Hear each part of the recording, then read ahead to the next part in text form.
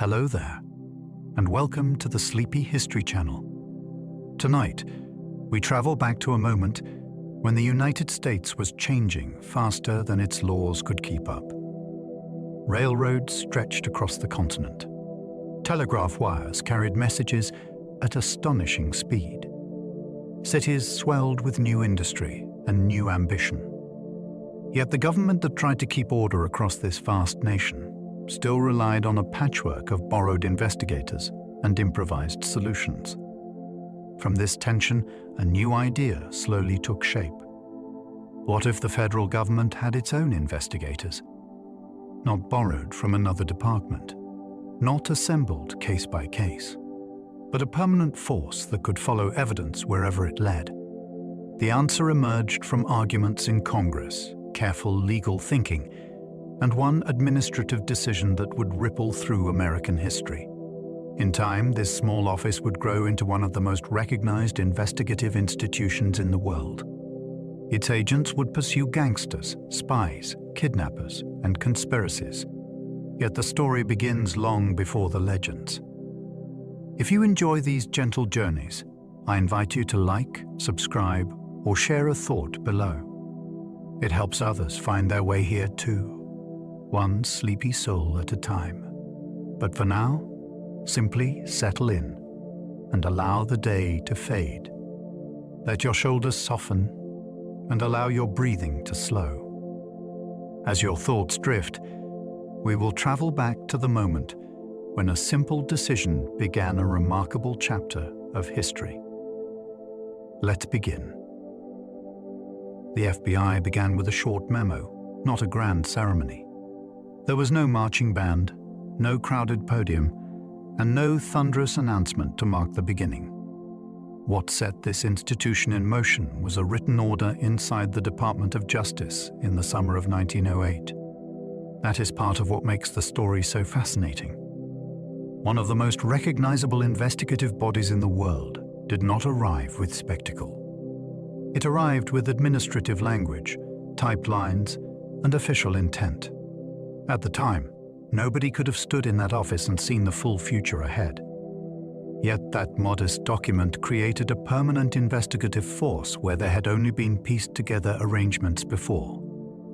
History often teaches us to look for dramatic turning points. This one asks us to listen for something quieter but far more powerful. A simple government memo can seem forgettable. In this case, it quietly opened the door to a new era in American law, evidence, and federal authority.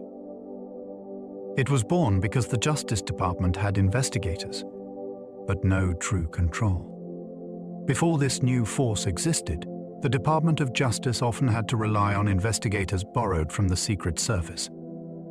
That arrangement worked only up to a point. The Attorney General could request help and pay for it, but the investigators did not belong to his department. That created confusion at the very heart of federal law enforcement. Who directed the work? Who decided priorities? Who could be trusted with sensitive information? Those were not minor questions. They shaped the outcome of cases and the balance of power inside the federal government itself. Imagine trying to run a major legal operation while depending on people assigned from somewhere else, trained elsewhere, and answerable through a different chain. The problem was practical, but it was also constitutional in spirit. The Justice Department needed more than access. It needed authority. Out of that tension came the decision to build an investigative body it could supervise directly from within its own walls. The FBI started as a tiny force of just 34 agents. That number feels almost impossible when you think about what the Bureau would later become. 34 men were all it took to begin a force whose name would one day be known across the world. The scale is part of the wonder. This was not a vast machine rolling into existence overnight. It was a small cadre asked to handle a growing national burden in a country already becoming larger, faster, and more connected. Those early investigators could not hide inside a giant institution. Each person mattered. Each assignment mattered. Their work touched fraud, interstate crime, and federal law at a time when travel and communication were rapidly shrinking distance. In a sense, this tiny beginning makes the story larger, not smaller. It shows how institutions are often born in miniature. They start with a few desks, a few files, and a few determined people. Then the nation around them changes, and suddenly, the small beginning looks like the opening chapter of something immense. Congress helped create the Bureau by trying to block another kind of federal investigator. One of the great ironies in this story is that resistance helped produce the very thing lawmakers feared. Members of Congress were uneasy about the growing use of Secret Service investigators outside their original role. They worried about executive power expanding too far and too quietly. In response, Congress moved to restrict the practice through appropriations language. That was meant to shut a door. Instead, it forced the Department of Justice to open a new one. If borrowed investigators would no longer do, then the department needed its own. This is what makes the birth of the Bureau feel almost dramatic in a constitutional sense. It did not appear because everyone agreed on a bold new plan. It appeared because government factions collided over limits, accountability, and control. The result was a fresh institution shaped by conflict from the start. Sometimes history moves forward through vision. Sometimes it moves because one branch of government tries to stop another and accidentally creates something larger. The man who launched it was Charles Bonaparte, Napoleon's American grandnephew. That detail alone feels like history winking at us. The official who set this American institution in motion carried one of the most famous surnames in European history. Charles Bonaparte was the grandnephew of Napoleon Bonaparte, yet his own path led not to imperial ambition, but to reform-minded public service in the United States. He served as Attorney General under Theodore Roosevelt and believed the Justice Department needed professional investigators under its own direction. He was not creating a legend for legend's sake. He was trying to solve a problem with law, management, and federal responsibility. Still, the name adds a strange electricity to the story. The future FBI did not begin under a faceless administrator lost to memory. It began under a Bonaparte in Washington, during an age of reform and political strain. That combination feels almost novelistic. The irony is that his role is often overshadowed today, even though he stood at the hinge point where the Bureau's story first began. The Bureau's first home was the Department of Justice. In the beginning, this was not a separate empire standing alone. It was an internal arm of the Justice Department, built to serve federal prosecutors and legal strategy. That starting point matters because it shaped the Bureau's earliest identity. It was not created as a roaming national police force. It was created to investigate for lawyers, for cases, and for the enforcement of federal law through the courts. That gave the institution a legal spine from the outset. Evidence had to be gathered for prosecutions. Investigative work had to fit statutes, procedure, and jurisdiction. In other words, its first culture was tied less to dramatic pursuit and more to disciplined case building. That can sound less exciting at first glance, yet it is actually one of the most revealing parts of the story. The Bureau grew from the machinery of law itself. Its earliest home taught it that power without legal structure was not enough. It had to become useful to the courtroom as well as the chase. Before it had a famous name, it was simply an unnamed force of special agents. There is something almost cinematic about an institution existing before language catches up to it. At first, there was no polished brand and no title with instant recognition. There were simply special agents organized for the work the Department of Justice needed done. That bare beginning strips away the mythology that later gathered around the Bureau. It reminds us that famous institutions are not born famous. They begin as solutions, experiments, and practical arrangements. Only later do they acquire names that seem inevitable.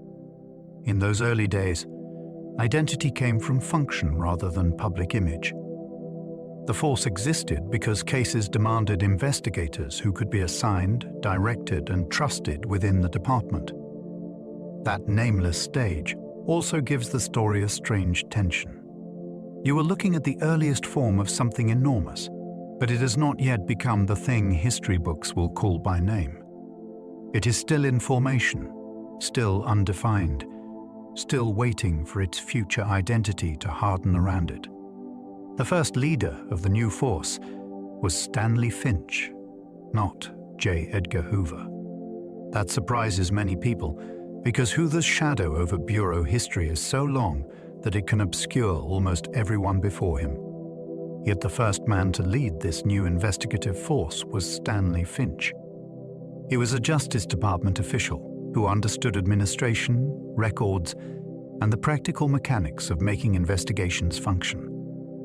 That first leadership matters.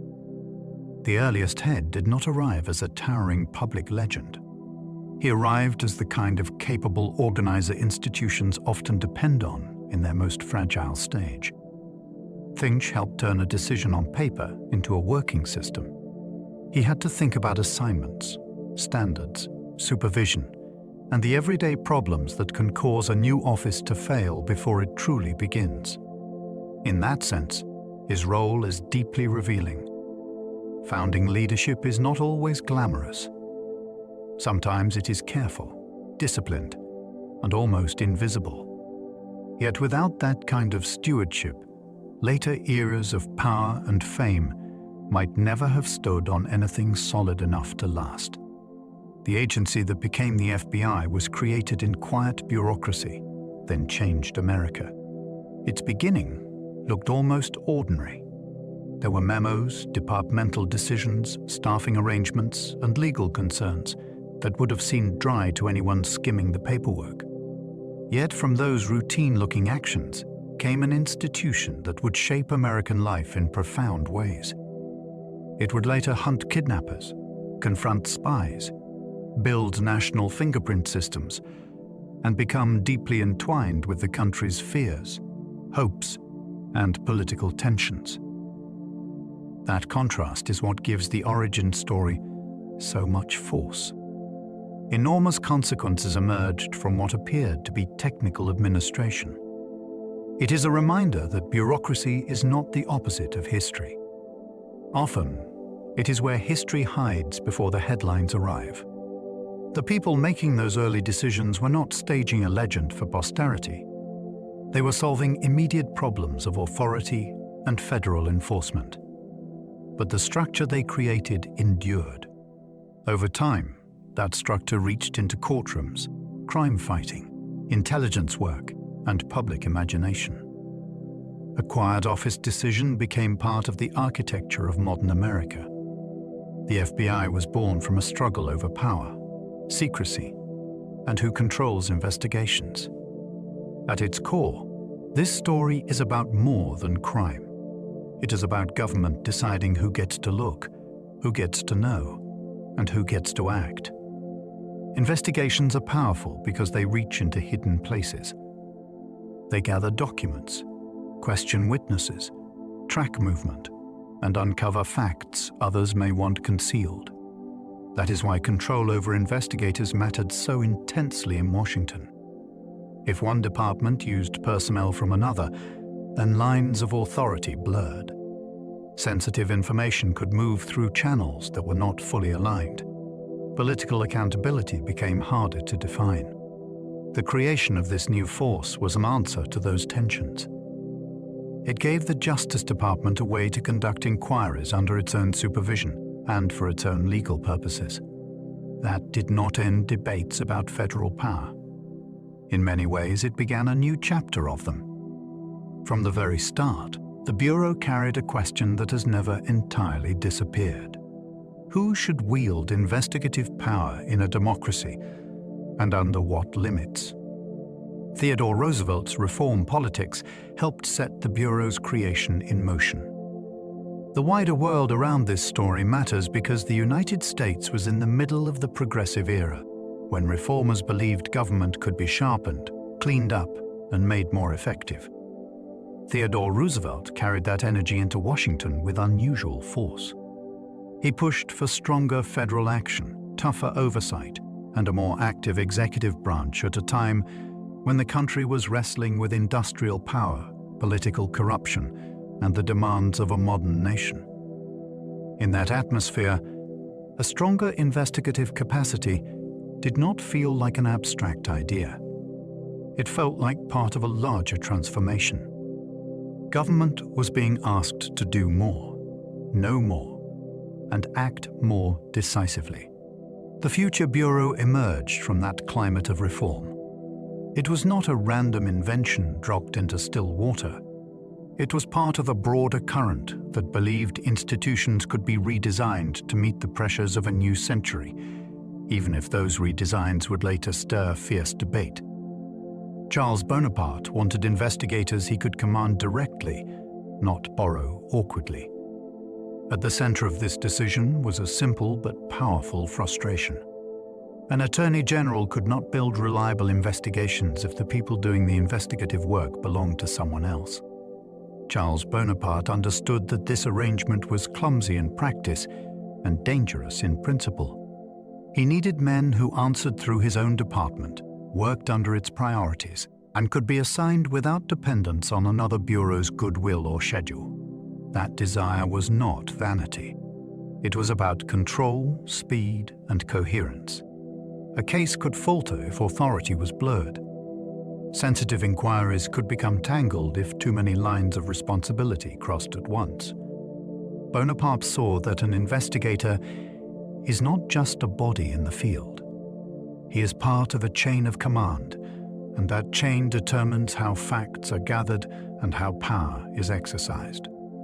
His solution was remarkably direct. If borrowing created weakness, then the Justice Department had to build something of its own.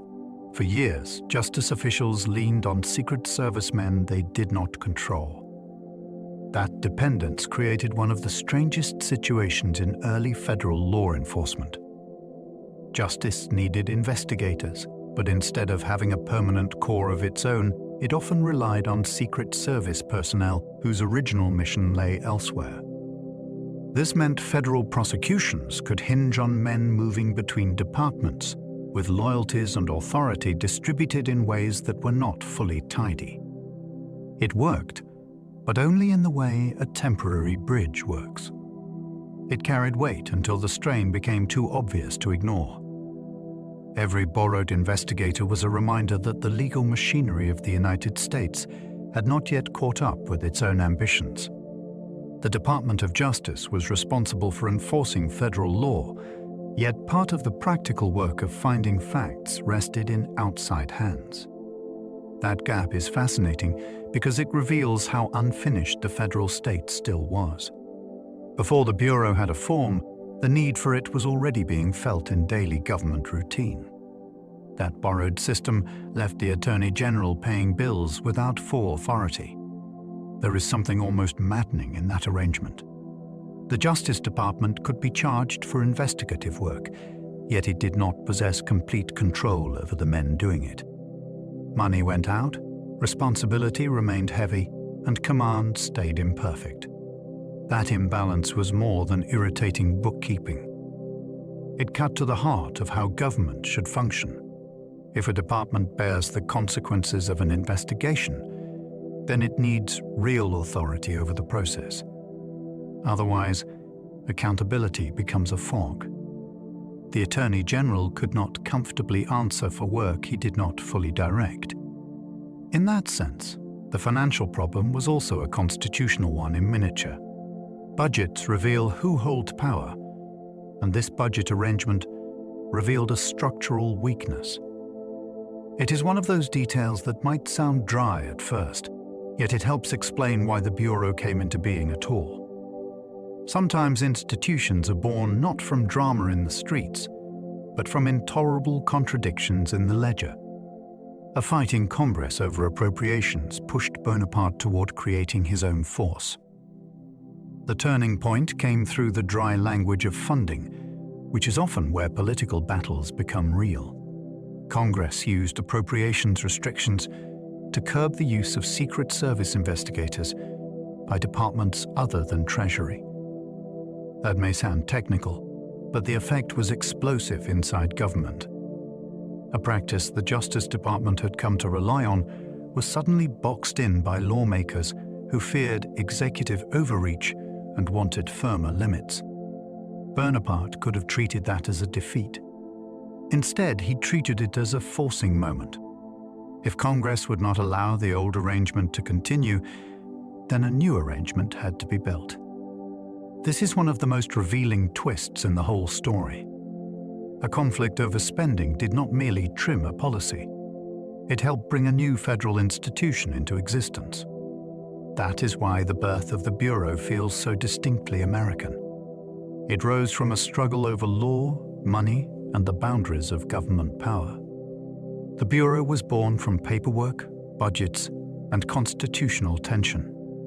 This origin story does not begin with a criminal mastermind or a dramatic chase across state lines. It begins with forms, appropriations, memos, and competing ideas about what the federal government should be allowed to do. That combination is more gripping than it first appears because it shows where real power often lives. Constitutions define broad principles, but paperwork gives those principles a working shape. Budgets reveal priorities. Administrative decisions decide who can act, who must wait, and who answers when something goes wrong. The Bureau emerged at the intersection of all three. A legal department needed investigators. Congress wanted limits. Executive officials wanted effectiveness. Those tensions did not cancel each other out. They produced a new mechanism. That is the wonder of the story. The institution was forged inside the machinery of government itself. Its birth was not separate from constitutional debate. It was one expression of that debate, turned into offices, assignments, and a permanent system for pursuing federal facts. Its founding was less about gangsters and more about government structure. Popular memory tends to leap forward to bank robbers, kidnappers, and the hard-faced criminals of a later era. Yet that famous world belongs to a later chapter. At the beginning, the real issue was structure. Who would investigate federal matters? Under whose authority would they work? How would the Department of Justice obtain reliable evidence in an expanding nation without depending on an awkward borrowing arrangement? Those questions may sound less cinematic than later gun battles, but they are the true foundation of everything that followed. Before an agency can chase legendary outlaws, it must first exist in a form sturdy enough to survive. That early sturdiness came from organizational design. The institution had to be placed, supervised, and integrated into federal legal work. In other words, its first challenge was not defeating famous criminals. It was becoming a functioning part of government. Once that framework existed, later legends became possible. Without it, the legend would have had no body to inhabit. Early lawmakers feared executive overreach as much as crime itself. That fear helps explain why the Bureau's birth was never a simple story of everyone wanting more enforcement. Many lawmakers worried that allowing the executive branch to use investigators too freely could open the door to surveillance, political misuse, and a dangerous concentration of power.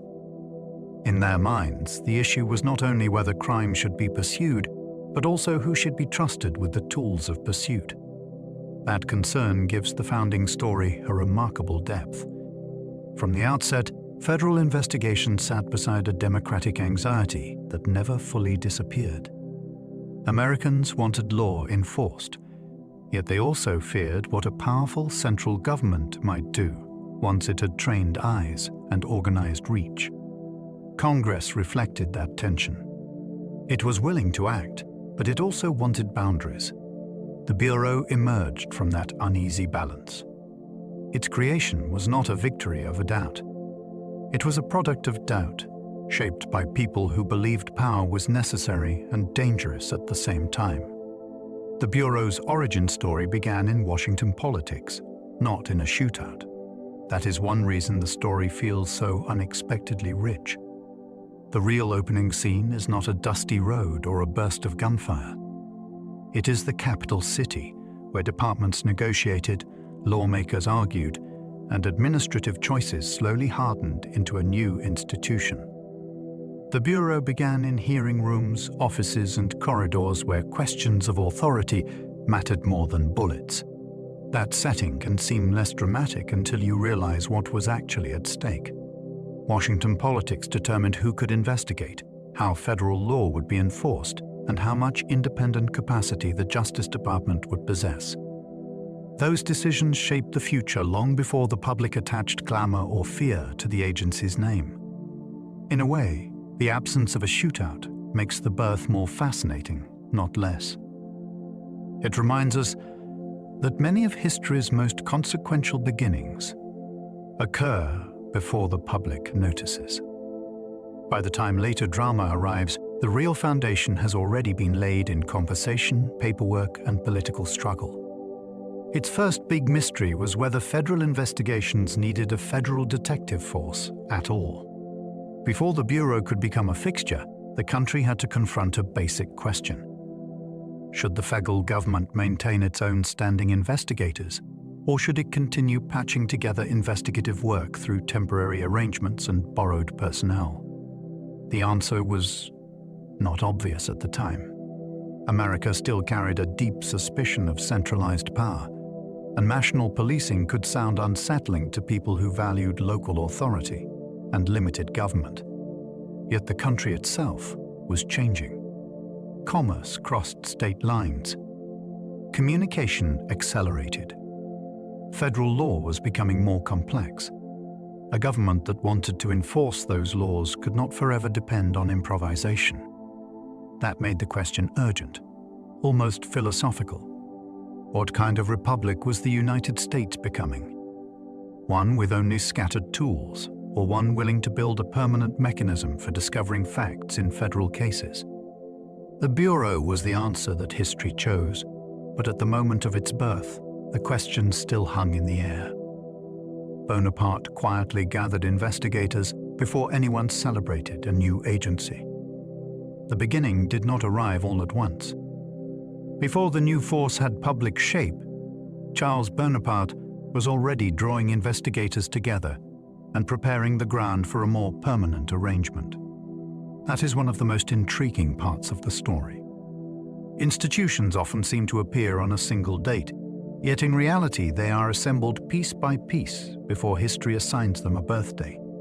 Bonaparte understood that waiting for perfect conditions would leave the Justice Department exposed. So the work began in a more practical way, through selection, organization, and quiet preparation. There was no triumphant unveiling, only the slow gathering of human capability. That gives the scene a kind of hidden momentum. While the wider country went about its business, federal power was being reshaped in offices most people never saw. By the time the agency's existence became clearer, some of the real creation had already happened. The institution was not born in one breath. It was built in stages. Some of the first agents came from Treasury Service, not Justice. That detail reveals how fluid the federal world still was in those early years. The Justice Department wanted an investigative force of its own, yet some of the men who helped form it had backgrounds in Treasury work. In other words, the newborn institution carried traces of an older federal order inside it. Experience moved with the people. Habits moved with the people. Ideas about surveillance, fraud, and official inquiry moved with the people too. That makes the origin story feel less like pure invention and more like a transfer of knowledge from one corner of government to another. The Bureau did not emerge from emptiness. It inherited skill from agencies that had already learned how to observe, document, and pursue wrongdoing across distance. There is something powerful in that continuity.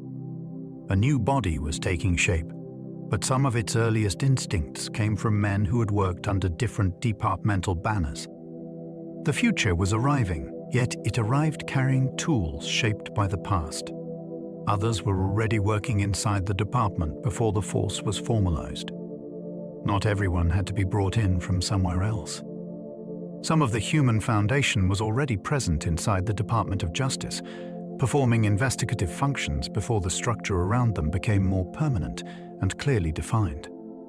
That makes the story feel more organic than abrupt.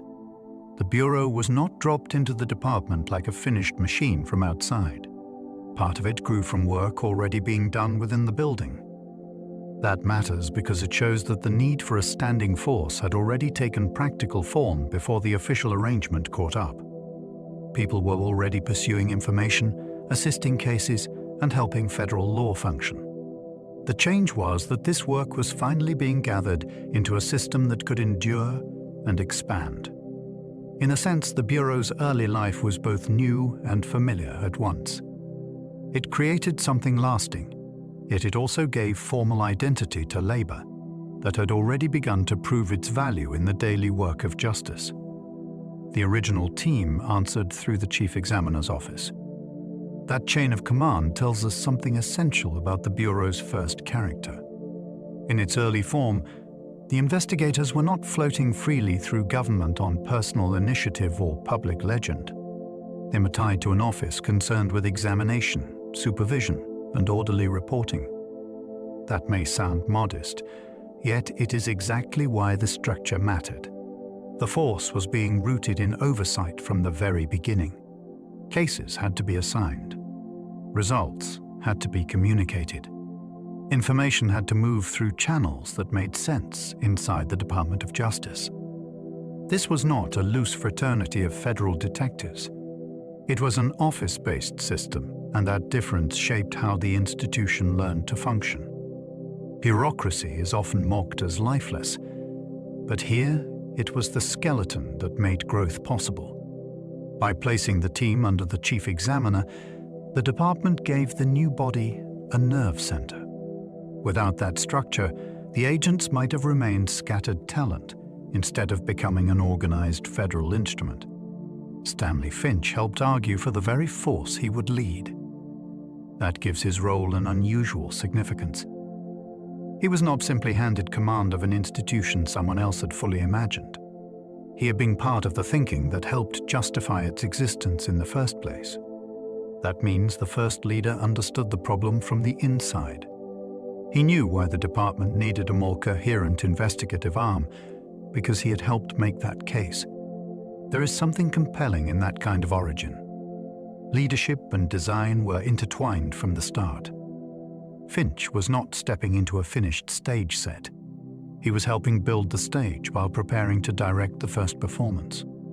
That likely gave him a sharper sense of what the office had to become if it were to survive its vulnerable opening period. He knew the arguments, the resistance, and the practical demands. In that sense, his appointment was more than administrative convenience.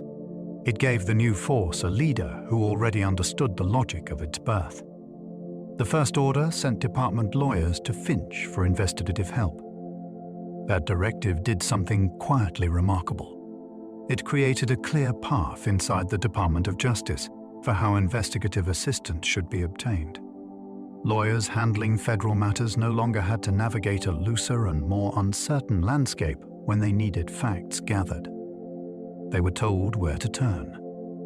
That sounds simple, but clarity of access can change an institution's destiny. A force becomes real not only when it exists on paper, but when other officials begin using it as the normal route for getting things done. This First Order began that habit. It told the department that investigation was not to be improvised afresh each time. There was now an internal point of contact, a center of gravity, and a place where requests could converge. You can almost hear the shape of the future in that change. Once lawyers start treating an office as the place for investigative help, the office begins to harden into necessity. That order transformed scattered work into a standing investigative system. Before that shift, investigative effort could feel fragmented, provisional, and dependent on circumstance. Afterward, the work began to take on continuity. That is the difference between an occasional practice and an institutional system. A scattered method can solve today's problem. A standing system can prepare for tomorrow's problem before it arrives. That transformation is one of the true marvels in the Bureau's early history. With a single administrative act, the Department of Justice began to convert loose capability into permanent capacity. Investigators were no longer just available. They were organized. Requests were no longer merely possible. They were routinized. In practical terms, that meant federal legal work now had a more stable engine behind it. In historical terms, it meant a threshold had been crossed. The government had moved away from improvisation and toward a durable investigative framework. That is how institutions are often born. Not through sudden spectacle, but through one decision that turns temporary motion into lasting structure. At first, the new force had a mission before it had a name. That sequence is strangely revealing. Long before the letters of a famous title carried national weight, the essential purpose was already there. The force existed to investigate for the Department of Justice, to gather evidence, support prosecutions, and make federal law more enforceable across a changing country. Purpose came first. Label came later. That is almost the reverse of how institutions are often remembered. In hindsight, names can feel like destiny. Yet at the start, what mattered was function. Men had assignments. Lawyers had a place to seek assistance. The department had a developing mechanism for inquiry. The work was real even before the branding of history settled over it. There is something elegant in that order of events. It suggests that the institution's first identity was practical rather than symbolic. People did not need a legendary name to know that something important was taking shape. They needed a mission strong enough to justify the force that would eventually carry it into public memory. The title, Bureau of Investigation, came after the force already existed. That delay between existence and naming is more than a technical footnote. It shows that the institution was initially a working reality before it became a clearly labeled one. History often makes names feel foundational, as if nothing fully begins until it can be neatly titled. Yet this case moves in the opposite direction. The activity was underway first. The organizational life was underway first. Only then did the more formal title settle into place. That progression matters because it reveals how institutions often develop from need rather than ceremony. The federal government did not wait for the perfect phrase before building capacity. It began with the work and then gave the work a more stable public identity. Once the title arrived, it helped consolidate what had already been taking shape behind office doors. It gave the force a clearer presence in the language of government. A name can sharpen recognition, but in this story, it followed reality. The body came before the label. The name FBI would not arrive until much later. That famous set of letters feels so fixed in public imagination that it is easy to assume it was there from the beginning. It was not. The institution lived through earlier stages and earlier names before it became the FBI known to the world. That gap between origin and final identity is fascinating because it reminds us that history does not spring forth fully branded. Names evolve as missions expand, authority changes, and public recognition grows. By the time the three letters became dominant, the agency had already traveled through formative years that shaped its habits and ambitions. In other words, the best-known version of the institution was not its first self. It was a later self, one that emerged from experience, growth, and redefinition. That makes the early story feel more alive. The Bureau was not born as a finished icon. It changed as the nation changed. Even its name tells a story of becoming, of a federal office gradually growing into a symbol. In its earliest days, the Bureau was built for cases, not glamour. There were no famous public manhunts at the start, no larger-than-life mythology, and no polished image meant to thrill the nation. What existed instead was something far more revealing. The young Bureau was designed to help move federal cases forward. Its purpose was practical from the first breath. It had to gather facts, track witnesses, verify claims, and support the legal machinery of the Department of Justice. That meant the early work could be patient, technical, and deeply important without looking dramatic from the outside. In some ways, that makes the beginning even more compelling. Before the legend, there was labor. Before the headlines, there were files, interviews, and reports that had to be strong enough to stand inside a courtroom. The institution was not yet trying to look powerful. It was trying to be useful.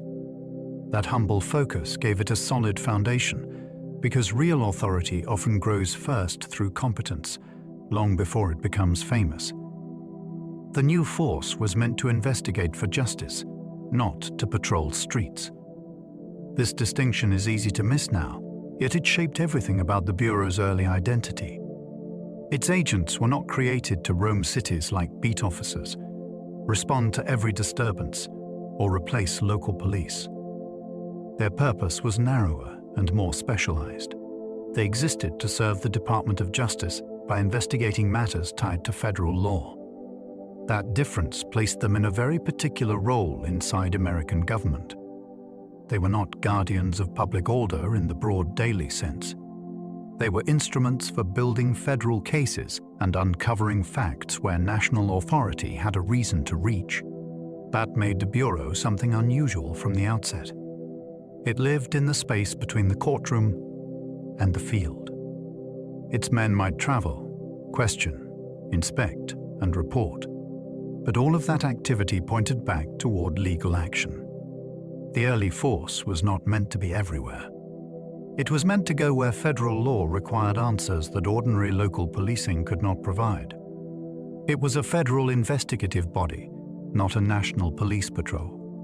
That difference mattered enormously in a country still wary of centralized power. Americans had long traditions of local law enforcement, local courts, and local control. A national police patrol would have sounded alarming to many people in the early 20th century. What emerged instead was something more carefully bounded. The Bureau was built to investigate federal matters, which meant its role depended on jurisdiction rather than general presence. It was not supposed to stand on every corner or govern the routine piece of daily life. Its authority had to connect to specific federal concerns. That helped make the institution politically possible at a sensitive moment. It could be justified as a necessary tool of law rather than an all-reaching police power. Even so, the idea carried great significance. Once the federal government possessed a permanent investigative mechanism, the possibilities widened. The Bureau may not have begun as a national patrol, but its existence still marked a major step toward a more capable national state. From the start, its work depended on law, paperwork, and jurisdiction. The glamour came later in popular imagination. At the beginning, the real engine was legal structure. An investigation had to rest on a federal basis. A report had to be written clearly. A case had to fit within the proper reach of national authority. That combination made the Bureau's early world exacting in a way that feels almost architectural. Law defined where the agents could go. Paperwork preserved what they found. Jurisdiction determined whether the federal government had any place in the matter at all. Remove any one of those elements, and the work weakened. This is what makes the origin story so rich. The Bureau was not born as pure action. It was born as disciplined inquiry shaped by rules. Even an eager investigator could not simply chase anything that seemed interesting. He had to know whether the case belonged to federal hands and whether his findings could be turned into something usable. That legal discipline gave the institution its first real shape. The Bureau's earliest strength was coordination, not sheer numbers. A tiny force could never dominate by size alone. It had to be effective in another way, and that way was coordination. The Bureau's advantage lay in bringing scattered efforts into a more connected pattern. Instead of federal investigative work appearing in fragments, the new system allowed information, assignments, and responsibility to gather around a central structure. That mattered in a growing nation where distance could easily swallow a case. One agent might follow a lead in one place, while officials in Washington tracked the larger legal picture. Reports could be organized rather than lost in departmental confusion. In that sense, the Bureau's first strength was not muscle, but alignment. It gave federal inquiry a center of gravity. That is a powerful thing for any institution to possess. A small number of people can matter enormously when they are linked by common direction and common purpose. The Bureau's early history shows that coordination is often the first form of power an institution acquires. Its first agents operated in a nation already anxious about corruption. The Bureau did not enter a calm and trusting America. It emerged during a period when many citizens were deeply uneasy about graft, political machines, corporate manipulation, and the hidden bargains that seemed to shape public life.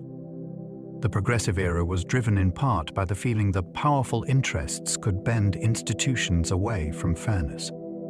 That wider anxiety formed the atmosphere around the Bureau's birth. Federal investigation promised something that sounded almost moral as well as legal. It offered the possibility that facts might be uncovered with more discipline, that wrongdoing might be pursued across influence and distance, and that public authority might become less blind where corruption thrived. Of course, that hope did not solve everything. Yet it helps explain why a stronger investigative capacity could seem necessary in the first place. The country was not only changing, it was also doubting itself. In that climate, an institution devoted to finding evidence could appear both practical and almost symbolic, a sign that hidden abuses need not remain hidden forever. The Bureau grew in an era when federal power itself was being redefined. This was a time when the American state was stretching into new shapes. Industry had expanded. Railroads had knitted regions together. National markets had become more complex. Old local boundaries no longer contained every serious problem. As a result, the federal government was being asked to do things earlier generations might not have imagined in the same way. Regulation, enforcement, oversight, and administration all began to acquire a broader national scale. The Bureau grew inside that transformation. Its rise makes little sense if you picture the federal government as static. In truth, the entire frame was shifting. Washington was becoming more capable, more organized, and more present in the life of the country. That gave the Bureau fertile ground. It was one answer to a larger question. If the nation was becoming more integrated, then could the government remain merely fragmented? The Bureau's growth suggests the answer was no. A modern country was calling forth more modern instruments of federal action. Its creation reflected a bigger shift toward modern national government. Seen up close, the Bureau's birth can look like a narrow departmental story. Seen from a little distance, it becomes something larger. It was part of the transition from a looser 19th century federal order toward a more modern national government with permanent professional machinery. That shift touched many areas of public life, from regulation to administration to data gathering. The Bureau belongs in that wider pattern. It represented the idea that the federal government should not merely declare law and hope others could enforce it. It should possess durable internal means for discovering facts and supporting action. That is a major threshold in state development. A government becomes more modern when it gains institutions that can observe, record, and respond with continuity. The Bureau was one such institution. Its creation signaled that national authority was no longer content with ad hoc arrangements alone. It wanted structure, memory, and professional capacity. In that sense, the Bureau's early story is part of America's broader passage into a more organized age. The Bureau began when America was learning how to police across state lines. The older logic of law enforcement had been shaped by a more local world. But by the early 20th century, criminals, witnesses, money, and information could move across state lines with growing ease. Trains and telegraphs changed the scale of practical life, and law enforcement had to catch up. A fraud conceived in one place might unfold in another. A suspect could vanish beyond the reach of a single town or county. Local officers still mattered enormously, but some problems were becoming too geographically wide for purely local solutions. The Bureau emerged inside that learning process. America was beginning to realize that a more connected nation demanded new habits of pursuit and new forms of cooperation. Federal investigation became one part of the answer. It allowed certain matters to be followed with continuity, even when geography tried to break the trail apart. That made the Bureau's birth feel timely in a profound way. It arrived just as distance itself was becoming a new kind of challenge. Its birth marked a turning point in how the federal government gathered evidence. Before this moment, federal investigative capacity had been more improvised, more dependent on borrowed arrangements, and less firmly rooted in the Justice Department's own machinery. After this moment, the government possessed a more stable means of finding facts for federal purposes. That change may sound technical, yet it is hard to overstate its importance. Evidence is the lifeblood of legal authority. Without reliable methods for collecting it, statutes remain words, and prosecutions remain weak. The Bureau's birth helped give federal law a stronger evidentiary backbone. It meant inquiries could be pursued with greater continuity, records could be assembled more systematically, and the Department of Justice could rely less on uncertain external assistance. In practical terms, that made cases more manageable. In historical terms, it changed the federal government's relationship to truth-finding itself. The state was becoming better equipped not merely to accuse, but to know. That is a profound shift, and it echoes through the entire later history of the Bureau. Early federal investigators often faced crimes local officers could not easily follow. A town constable could know every alley, every family name, and every familiar troublemaker in his district. But the new century was creating cases that slipped beyond that kind of local knowledge. Fraud could begin in one city, draw in victims from several states, and leave its paper trail far from the place where the harm was first felt. Land swindles, peonage cases, and other federal matters did not always fit neatly inside one sheriff's reach. The challenge was not that local officers lacked courage. It was that the map itself was changing under their feet. The Bureau entered that world as a response to problems that traveled farther than older methods were built to travel. Its investigators could follow federal questions across distance with a continuity many local agencies could not maintain alone. That made the early Bureau feel less like a luxury and more like a necessary adaptation to a country whose crimes were beginning to outgrow county lines. Crossing a state border could turn one crime into a federal problem. A line on the map could change everything. The moment a suspect, victim, document, or scheme moved from one state into another, the legal landscape often shifted. What had seemed local could suddenly raise national questions about jurisdiction, evidence, and authority. That is part of what made the early 20th century so important. America was becoming more mobile, and mobility gave wrongdoing new room to breathe. A swindler did not need to remain in the same town where he began. He could move. He could write letters from elsewhere. He could exploit distance itself as a kind of shield. For the federal government, that meant borders inside the country were no longer just geographic facts. They were legal thresholds that could draw Washington into the story. The Bureau grew in the space opened by that reality. Its investigators became useful not because every crime was federal, but because some crimes changed character the moment they crossed a state line. The Bureau's rise followed the growing complexity of interstate America. The United States was no longer a patchwork of mostly separate local worlds. Commerce, transport, and communication were knitting the country together in ways that created opportunity and confusion at the same time. Goods moved farther. Money moved faster. Promises made in one place could produce consequences in another.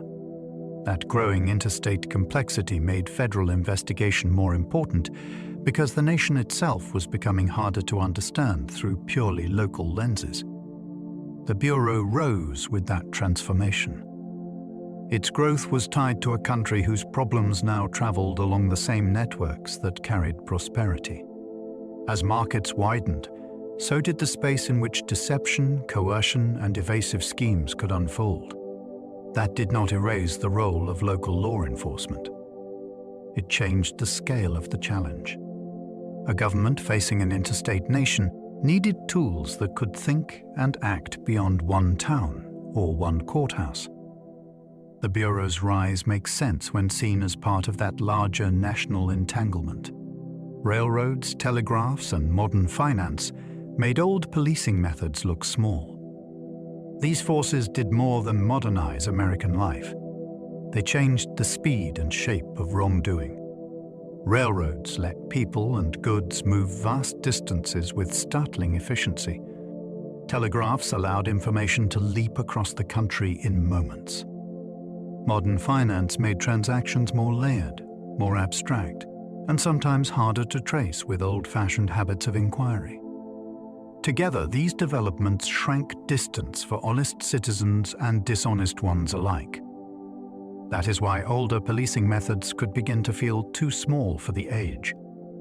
A purely local response was often built for a slower nation, one where trouble stayed closer to home and evidence moved at a human pace.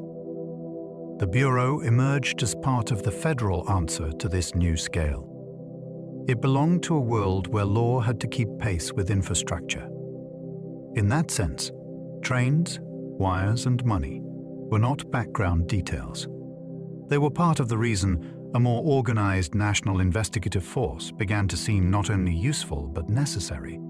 A more connected nation demanded a more connected kind of investigation. Connection was changing everything. The same links that helped a nation trade, travel, and communicate also allowed wrongdoing to spread through wider networks than ever before. That meant investigation itself had to become more connected in response. Facts gathered in one place needed to be understood alongside records from another. Leads could not simply die at a county line if the case itself had not died there. The Bureau represented one way the federal government adapted to that connected age. It gave the Department of Justice a body that could move with the problem rather than wait for disconnected local pieces to somehow form a whole on their own. There is something almost modern about that shift. It treats crime not as an isolated event in a single place, but as something that can travel through systems. Once the nation became more linked, investigation had to become more linked too. The Bureau's birth belongs to that transformation in how America understood pursuit. The Bureau's earliest world was already becoming faster, larger, and harder to track. Imagine trying to hold a clear picture of a country that is expanding in speed as much as in size. Messages arrive sooner. People move farther. Transactions become more numerous. Public life grows more crowded and less legible all at once. That was the world surrounding the Bureau's early years. It was not simply a bigger America. It was a quicker America, and quickness creates its own kind of difficulty. Trails cool differently when trains and wires compress time. Rumors spread faster. Records accumulate more rapidly. Evasion becomes easier because motion itself has become easier. In that setting, investigation needed more than determination. It needed systems capable of keeping pace with a nation that no longer stood still. The Bureau was born into that accelerated landscape, which helps explain why a small federal force could matter so much. It offered a way for government to follow events in a country that was becoming more difficult to grasp by older, slower methods. Federal investigations were becoming too important to leave improvised. Improvisation can work in a pinch. It can solve a problem once, perhaps twice, when the stakes are still manageable. But when federal investigations begin touching larger legal questions and wider national interests, improvisation starts to look dangerous. Cases can be mishandled. Evidence can be lost. Responsibility can blur until nobody fully owns the outcome. That was the danger facing the Department of Justice in the years before the Bureau took shape. The government was dealing with matters too serious to be assembled anew each time from scattered personnel and uncertain routines. What was needed was steadiness. The Bureau offered that steadiness. It gave federal inquiry a permanent channel rather than a recurring scramble. That shift is one of the great hidden dramas in the story. It may not sound as exciting as a later manhunt, but it changed the government's ability to act with consistency. A mature state cannot investigate its most important matters as though each case were a temporary accident. The new force gave justice something priceless: direct command over its own cases. Direct command sounds administrative, but it carries enormous meaning. For the Department of Justice, it meant that investigations could now unfold under a chain of authority rooted inside the department itself. Requests no longer had to depend on the uncertain rhythms of borrowing. Priorities could be set with greater coherence. Sensitive matters could be handled with clearer accountability. In practical terms, that gave federal prosecutors and officials something close to confidence. They were no longer trying to build major cases while relying on investigators outside their own institutional control. That change was priceless, because command is not just about convenience. It shapes trust, speed, and discipline. An institution begins to mature when it can direct the essential parts of its own mission. The Bureau helped make that possible for justice. It turned investigation into an internal capacity instead of an external dependency. Once that happened, federal law enforcement stood on firmer ground, and the consequences of that firmer ground would echo for decades. Control over investigators mattered as much as the investigations themselves. That may sound surprising until you picture how power actually works inside government. An investigation is not only a search for facts. It is also a process shaped by orders, priorities, and accountability. Who tells the investigator where to go? Who decides which lead matters?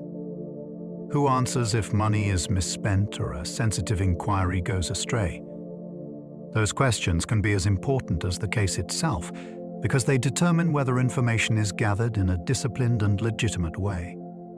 Bonaparte understood this clearly, and Congress understood it too, though from different angles. One side wanted workable authority. The other feared authority becoming too loose. The Bureau emerged from that tension. Its creation shows that control was not a secondary issue hovering around investigation. It was built into the center of the whole problem. The government was not merely deciding whether to investigate. It was deciding who should hold the hands that conducted the investigation and under what structure those hands would move. The Bureau's founding solved an administrative headache with historic consequences.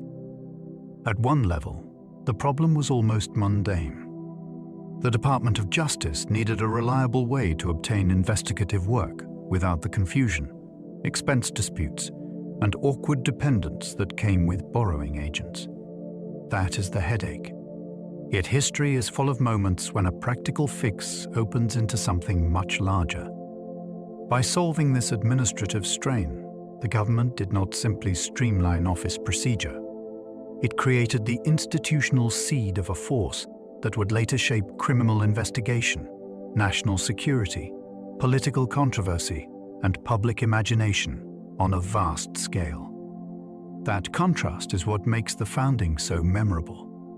The cause appears narrow. The consequences are immense.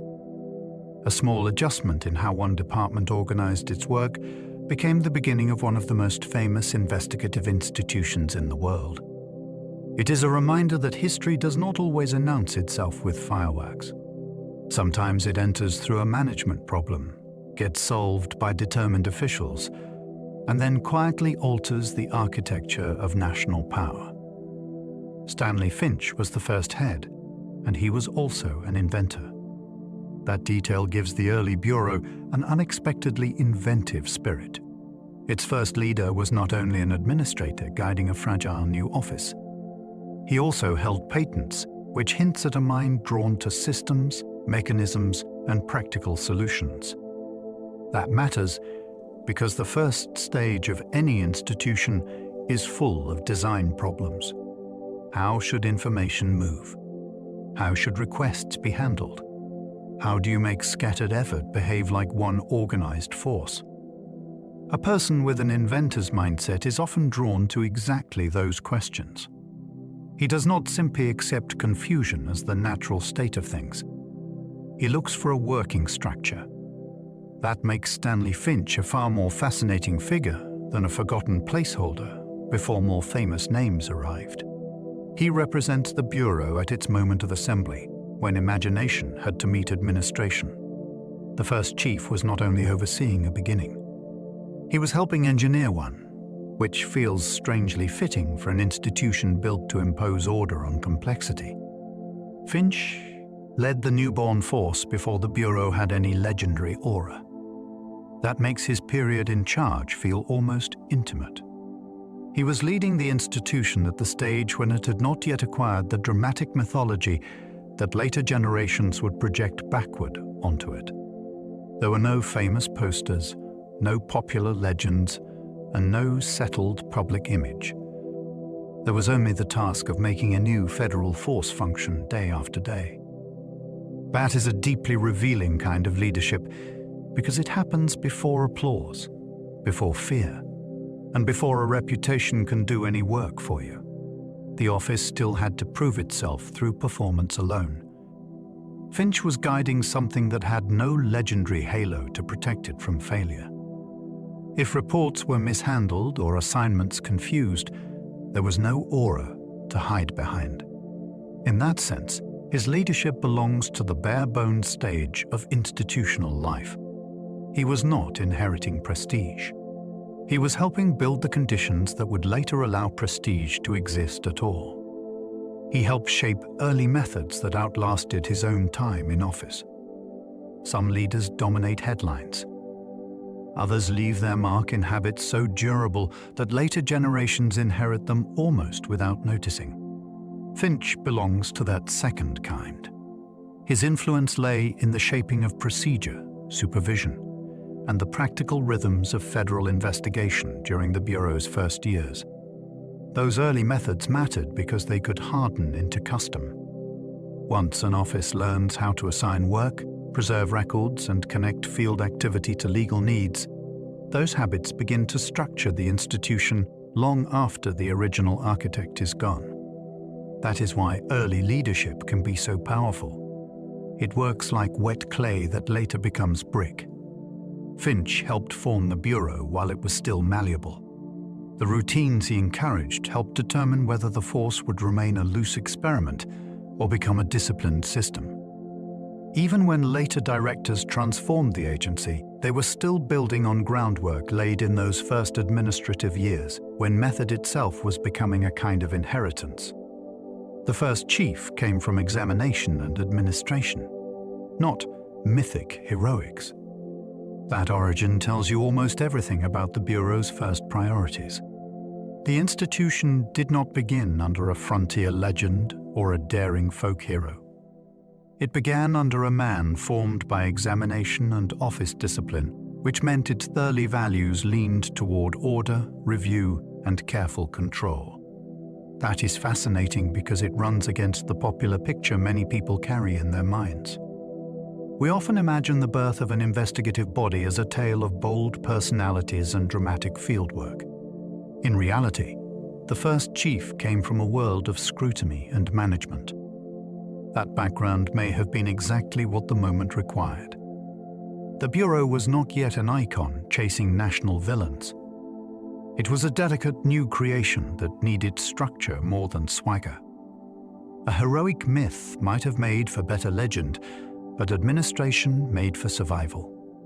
The first chief's very lack of mythic aura helped anchor the institution in something steadier than legend, which was disciplined function. The Bureau's first years were structured by clerks, reports, and legal discipline. That may sound unglamorous until you realize those were the tools that gave the institution real substance.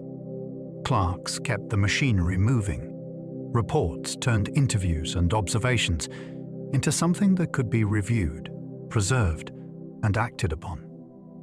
Legal discipline kept the whole effort tied to federal purpose rather than drifting into random pursuit. Without those elements, the Bureau would have been little more than scattered men with official titles. Instead, it became an organization. There is something almost beautiful in that transformation. A case begins in uncertainty, but a report creates a stable account. A clerk links one piece of information to another. Legal discipline decides whether the matter can actually move forward. In the early Bureau, those quiet processes were not secondary to the drama of investigation. They were the foundation beneath it. Long before the agency became famous, it was learning that the strength of an institution often lies in the invisible labor that gives facts their durable form. Early agents needed patience with files as much as courage in the field. That balance made the work more demanding than a simple adventure story. An early agent might have to travel, interview difficult people, and trace elusive leads.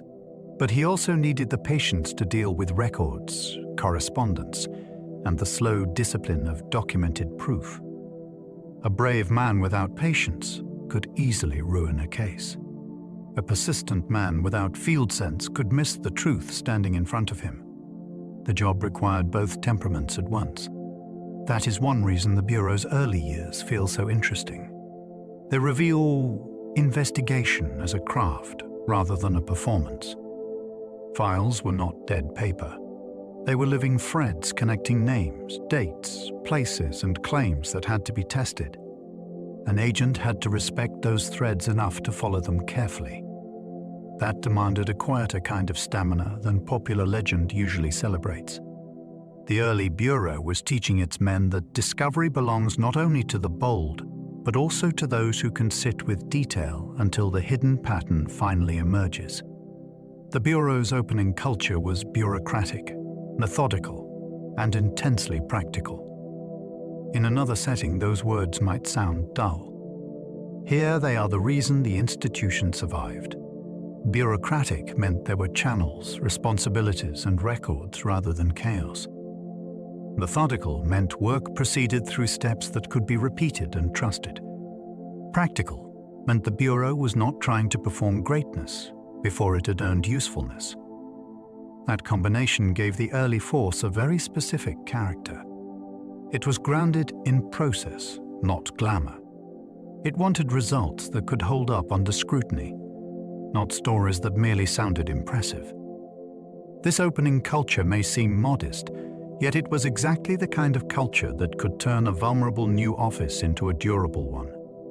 Institutions often fail in their infancy because they reach for image before mastering routine. The Bureau's early culture pushed the other way. It favored competence over display. That made it less romantic in the moment, but far stronger in the long run. The legend came later. The method came first. Its first victories depended on records, persistence, and federal reach. The earliest successes were rarely a matter of sudden brilliance alone. They came when someone kept pushing, kept comparing documents, kept following leads that might have seemed too scattered or too tedious to matter. Records gave shape to the problem. Persistence kept the inquiry alive when easy answers failed. Federal reach allowed the work to continue even when the trail stretched beyond one locality. That combination is fascinating because it shows how real investigative power often works. It does not always arrive in one dramatic revelation. Sometimes it accumulates. One paper confirms another. One interview sharpens a doubt. One jurisdictional link opens a door that would stay closed to purely local effort. The Bureau's first victories belonged to that slower kind of triumph. They were built, not merely found. That is what makes the early story so compelling. A small agency was learning how to convert scattered fragments into workable truth, and in doing so, it was discovering the practical sources of its own authority. The young Bureau learned quickly that information could be as powerful as force. That lesson may be one of the most important in its entire early history. Physical force has limits. It can arrest, restrain, or compel in certain moments, but it cannot by itself explain a scheme, trace a pattern, or reveal the hidden architecture of wrongdoing. Information can. A letter, a ledger, a witness statement, a travel record, or a linked set of names can expose far more than brute presence ever could. The young Bureau was beginning to grasp that power. In a modernizing nation, knowledge itself could become a weapon of law.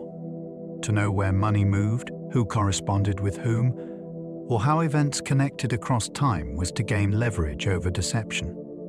That insight gave the Bureau a distinct future. It suggested that investigation would not merely be about chasing bodies through space. It would also be about mastering information. Once an agency understands that, it begins to grow in a different direction, toward memory, pattern, and the disciplined use of knowledge. Even in infancy, it was becoming a machine for turning suspicion into evidence. That phrase captures the magic of what the early Bureau was trying to do. Suspicion is easy to produce. Rumor, fear, instinct, and accusation can all generate it in abundance. Evidence is harder. Evidence must be gathered, checked, arranged, and made strong enough to support action. The young Bureau was beginning to specialize in that transformation. It existed to take something uncertain and subject it to process until it either collapsed or hardened into proof. That is a remarkable role for any institution. It places the agency at the border between guesswork and knowledge, between allegation and something a court might trust. Even in its earliest years, the Bureau was learning how to work that border with more regularity and discipline. That is why the origin story feels so rich. A small federal office was not only solving immediate cases, it was helping create a national mechanism for converting doubt into documented fact, which is one of the deepest powers any modern state can possess. One of the Bureau's oldest major functions grew from the Mann Act. One of the earliest big turns in the Bureau's history came when federal law handed it a morally charged and nationally visible mission. The Mann Act of 1910 targeted the interstate transportation of women and girls for what lawmakers called immoral purposes, and that gave the young Bureau a new field of action that was difficult, controversial, and often emotionally intense. Suddenly, this small investigative body was dealing with cases that crossed borders, stirred newspapers, and pulled it into the intimate shadows of American life. It was not only chasing paper fraud or administrative wrongdoing. It was entering disputes involving coercion, exploitation, travel, secrecy, and testimony that could be painful to uncover. That changed the Bureau's profile. The agency was becoming part of the nation's effort to police conduct that seemed to outrun local control. One law did not create the Bureau, but it helped give the Bureau one of its earliest large and memorable arenas of work. That law pulled the Bureau into policing interstate sexual exploitation. This was not abstract federal theory anymore. It meant investigators now had to enter hotel registers, railroad routes, letters, witness statements, and stories that often involved manipulation, fear, and movement across state lines. The work could be murky because these cases were rarely neat. People lied. Memory faltered. Shame distorted testimony. Appearances could mislead. Yet federal agents were expected to sort through all of it and decide whether unlawful transportation had taken place. That pulled the Bureau into one of the most sensitive areas of early 20th century law enforcement. It was not simply pursuing stolen property or forged documents. It was dealing with human relationships, coercion, and the use of travel as a tool of abuse. That gave the young agency a new seriousness. These were cases with moral heat and public attention. They forced investigators to work in spaces where law, vulnerability, and social anxiety all pressed together in ways that could be difficult to navigate and impossible to ignore. The Mann Act helped expand the young Bureau's national importance. A small agency becomes more important when the nation gives it work that cannot easily be confined to one city or one courtroom. That is exactly what happened here. The Mann Act placed the Bureau closer to the center of a major federal enforcement effort, and in doing so, it widened the agency's relevance. Cases could emerge in one state, unfold in another, and require federal attention because travel itself was part of the alleged wrongdoing. That made the Bureau more visible inside government and more useful to officials who needed an investigative force capable of following complicated trails. Importance grows when an agency becomes hard to do without, and this law helped move the Bureau in that direction. It gave the institution recurring work with national implications and public resonance. The Bureau was still young, but it was beginning to prove that it could take on sensitive assignments that demanded reach, discipline, and stamina. That is how a small office starts to become a national actor. Early federal law gave the Bureau cases that local boundaries could not contain. This is one of the great engines of the Bureau's early expansion. Federal statutes increasingly addressed conduct that spilled beyond local control, and once those laws existed, someone had to investigate them. The Bureau became one answer to that need. Its cases were often shaped by movement, distance, and jurisdiction, rather than by the simple geography of one town.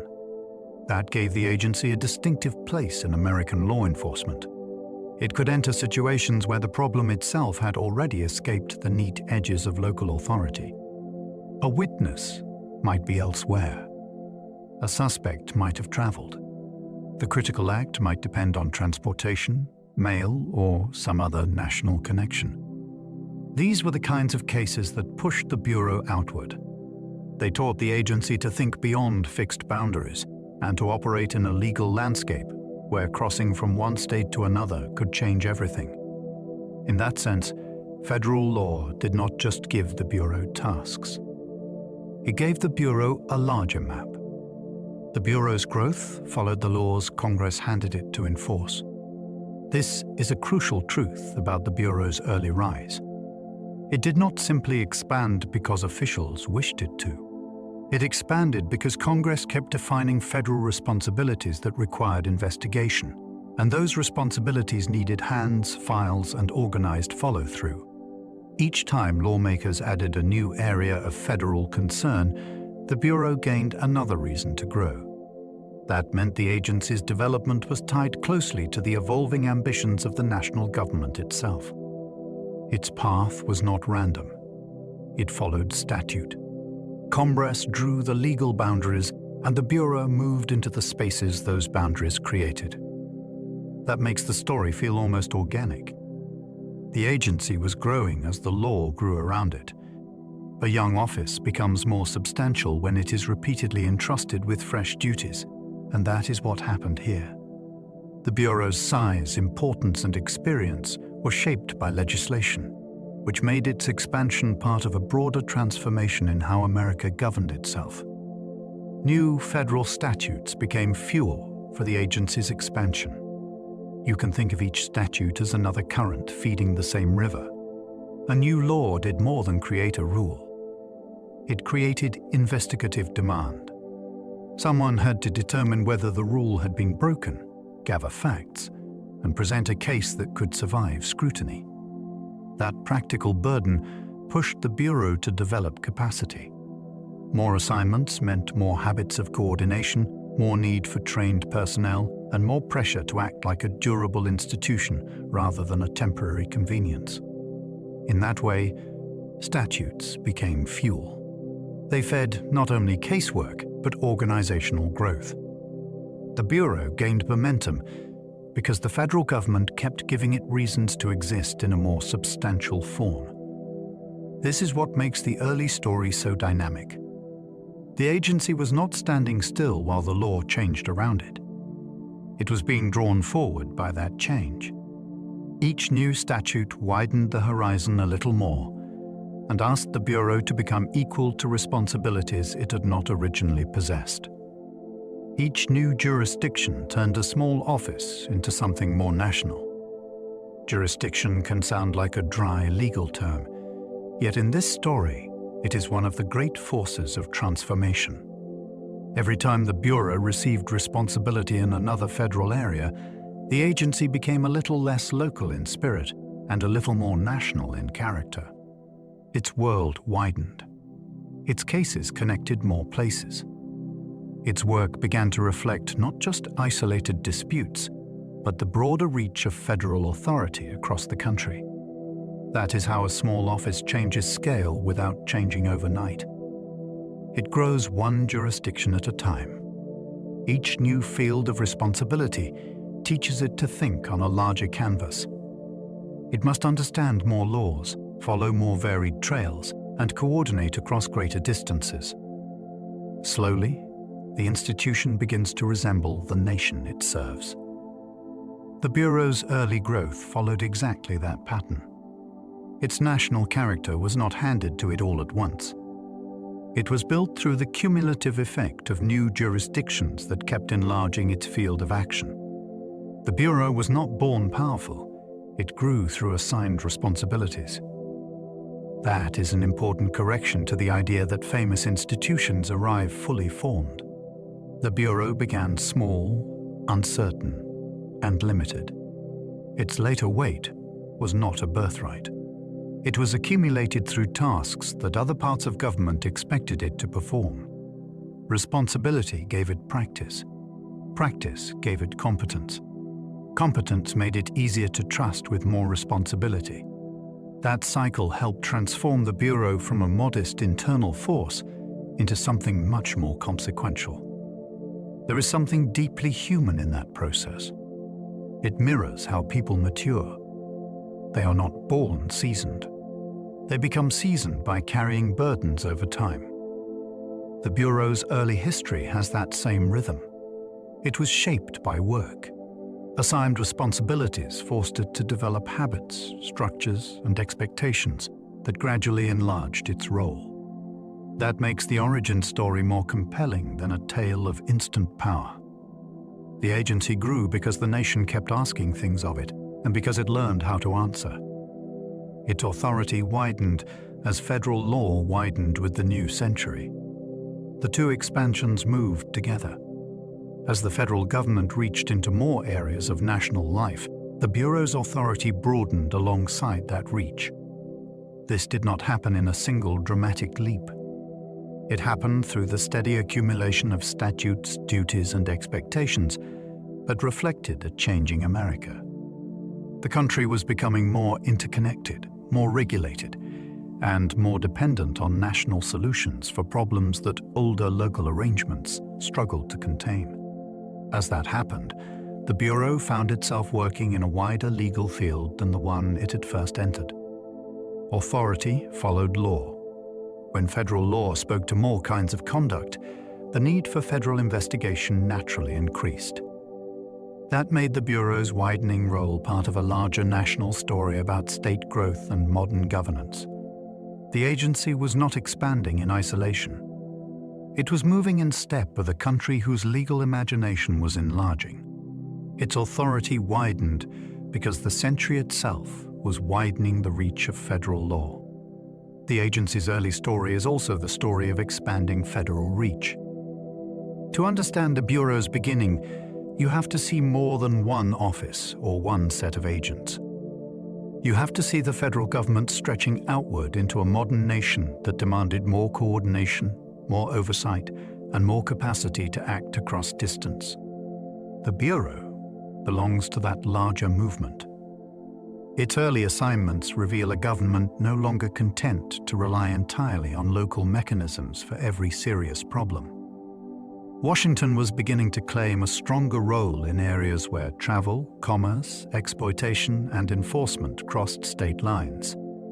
The Bureau became one of the tools through which that broader reach was made real. That is why the story feels so much bigger than the birth of a single agency.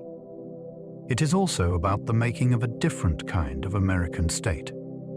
As federal reach expanded, the Bureau gained purpose, work, and structure. Its early history is therefore not just institutional history. It is a chapter in the national story of growing federal power. Long before modern databases, the Bureau learned that records could catch criminals. In the early 20th century, there were no glowing screens, no instant searches, and no national database waiting behind a keyboard. Yet the Bureau was already discovering a truth that feels strikingly modern. Information, if captured carefully and preserved well, could become a powerful weapon against deception. A criminal might change towns, change clothes, even change his story, but a record could outlast all of that. A name written down in one place could reappear in another. A letter, a complaint, or an arrest note could connect to something that once seemed isolated. That changed the very texture of investigation. A case was no longer only what an agent saw in front of him that day. It could also be what older papers quietly revealed. In a sense, the Bureau was learning to hunt through memory. Long before computers, it began to understand that organized records could do something extraordinary. They could make the past speak, and they could make fugitives less able to vanish. Early federal investigation depended on linking names, places, and patterns by hand. Imagine the patience that required. Every connection had to be made the slow way, by human attention. An investigator or clerk might compare reports, letters, travel details, aliases, addresses, and witness statements one piece at a time, searching for a pattern that no machine would ever reveal for him. That hand-built process gave the work a remarkable texture. It was part detective craft, part administrative endurance, and part disciplined memory. A repeated surname might matter. A familiar town might matter. A pattern of movement might matter. None of it announced itself with certainty at first. Someone had to notice. Someone had to care enough to compare one scrap of information with another until a hidden shape emerged. That is one reason the Bureau's early information work feels so fascinating. It depended on minds trained to connect fragments without losing the larger thread. Before automation, insight had to travel through hands, eyes, and careful human judgment. The pattern existed, but people had to build it into visibility. The Bureau's future as an information empire began with paper. The famous later image of a vast federal information apparatus did not begin with advanced machinery. It began with paper stacked, filed, copied, moved, and preserved inside an expanding administrative world. That humble material was the first great medium of Bureau memory. Paper could travel through offices, hold testimony, preserve suspicion, and fix a detail that might otherwise dissolve into rumor. It turned fleeting encounters into durable traces. A conversation could vanish, but a typed report remained. A suspect's claim could shift, but an earlier written statement might expose the shift. The Bureau's future as a keeper of national information was already present in that paper world, even if nobody yet called it an empire. Each page increased the institution's ability to remember beyond any single person's mind. That is the thrilling part. An agency that began as a small investigative force was already becoming something larger, because every page it kept gave it another way to see connections across time, distance, and uncertainty. Filing systems became one of its quiet superpowers. A filing system can sound almost laughably ordinary until you remember what disorder does to truth. Without a reliable way to store and retrieve information, every case risks beginning again from near blindness. Clues are lost. Connections vanish. Old suspicions remain buried where no one can test them. The Bureau's growing skill with filing changed that. It gave the institution a method for holding on to knowledge so that one investigation could strengthen another. That is a kind of power, though it wears no dramatic costume. A well-kept file can outlive memory, travel between offices, and reveal relationships no individual agent could carry in his head for long. In that sense, the Bureau's filing systems were not mere office furniture. They were instruments for making federal knowledge durable and usable. That is why they deserve wonder. Quiet systems often shape history more deeply than loud personalities do. A file drawer does not look heroic, yet it can make the invisible visible. The Bureau helped turn investigation into a science of organized memory. That phrase captures something profound about its early development.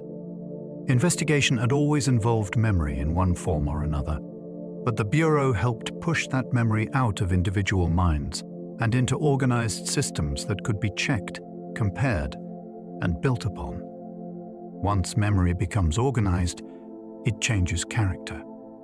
It is no longer fragile recollection alone.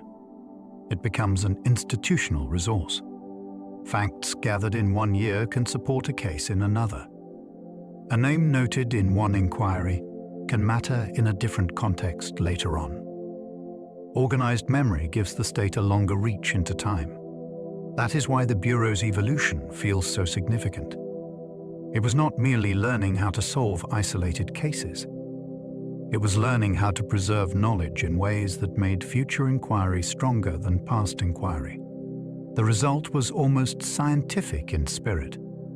Information could be arranged, revisited, and tested against new evidence.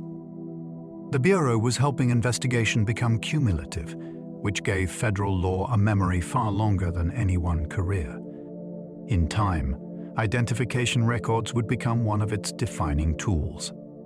There is something almost magical about the promise of identification in a world full of false names and shifting stories.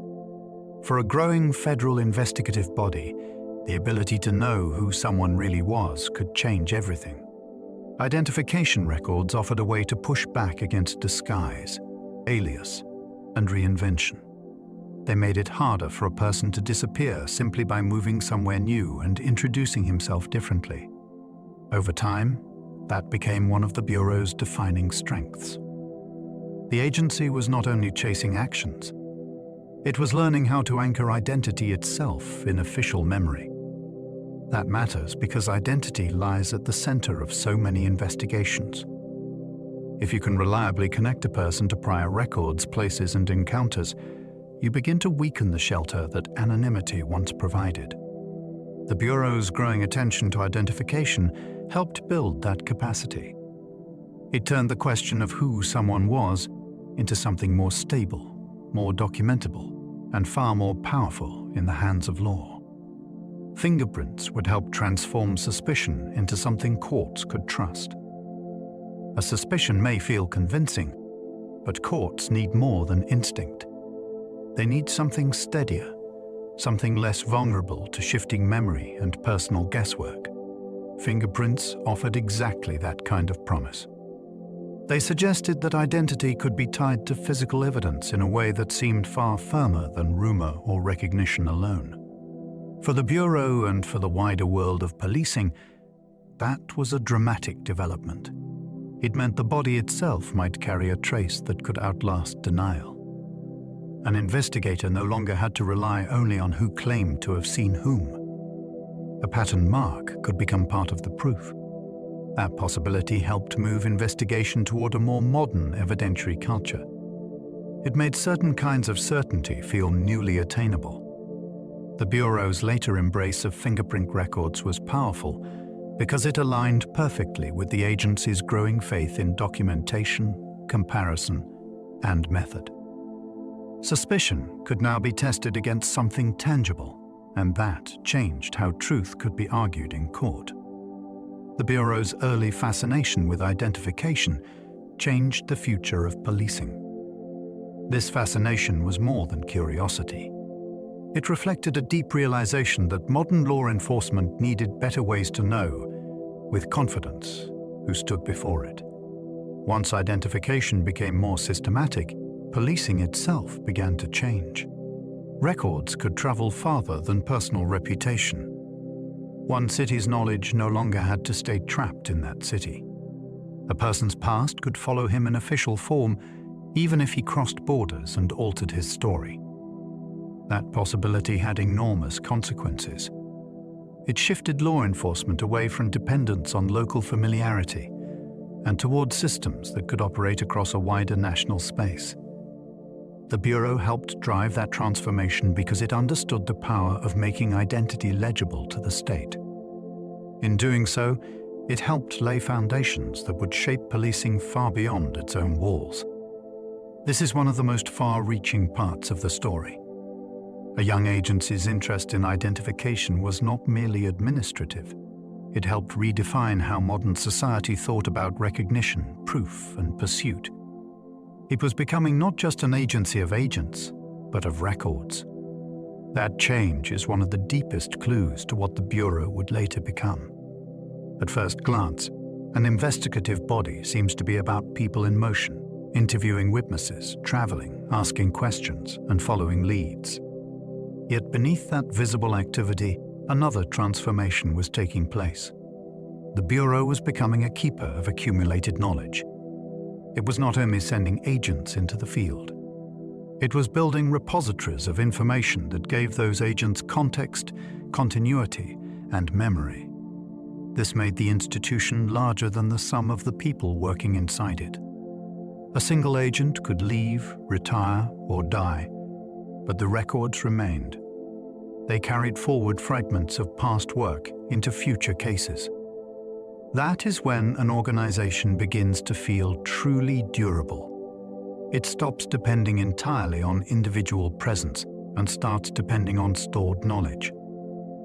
The Bureau's early growth into an agency of records gave it a new kind of strength, one rooted not in movement alone, but in what could be preserved after movement ended. That shift helped make federal investigation durable long after one case ended. A case can close, a suspect can disappear, a witness can stop speaking, and a courtroom can fall silent. Yet if the records survive, the investigative value of that case may not end with the verdict or the file stamp. That is what made this shift so important. The Bureau was learning to preserve information in ways that allowed one inquiry to echo into another. A past investigation could become reference, warning, pattern, or proof for something still to come. Durability in this sense meant more than institutional survival. It meant continuity of knowledge. Federal investigation no longer had to live only in the present tense. It could draw on stored experience. That made the government more formidable because it could learn cumulatively rather than episodically. The Bureau's early move toward durable record-keeping helped create that longer memory. In practical terms, it made later cases smarter. In historical terms, it helped turn federal investigation from a sequence of isolated efforts into an ongoing and increasingly connected enterprise. The Bureau's early power came from being small, focused, and centrally directed. A tiny institution can sometimes do what a sprawling one cannot. In the Bureau's first years, its size was not only a limitation, it was also a kind of strength. A small force could be directed more tightly, supervised more clearly, and turned towards specific federal needs without the drag of a huge, unwieldy organization.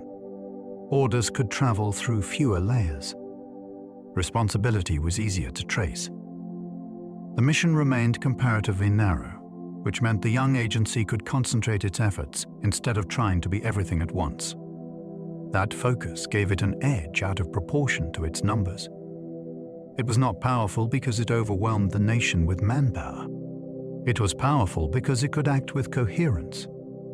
In a period when the federal government was still learning how to build durable institutions, that coherence mattered enormously.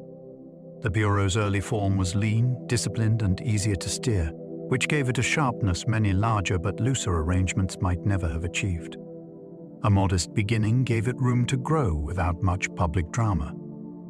There is a strange advantage in starting small. A modest beginning attracts less spectacle, less fear, and often less resistance than a giant new institution announced with fanfare.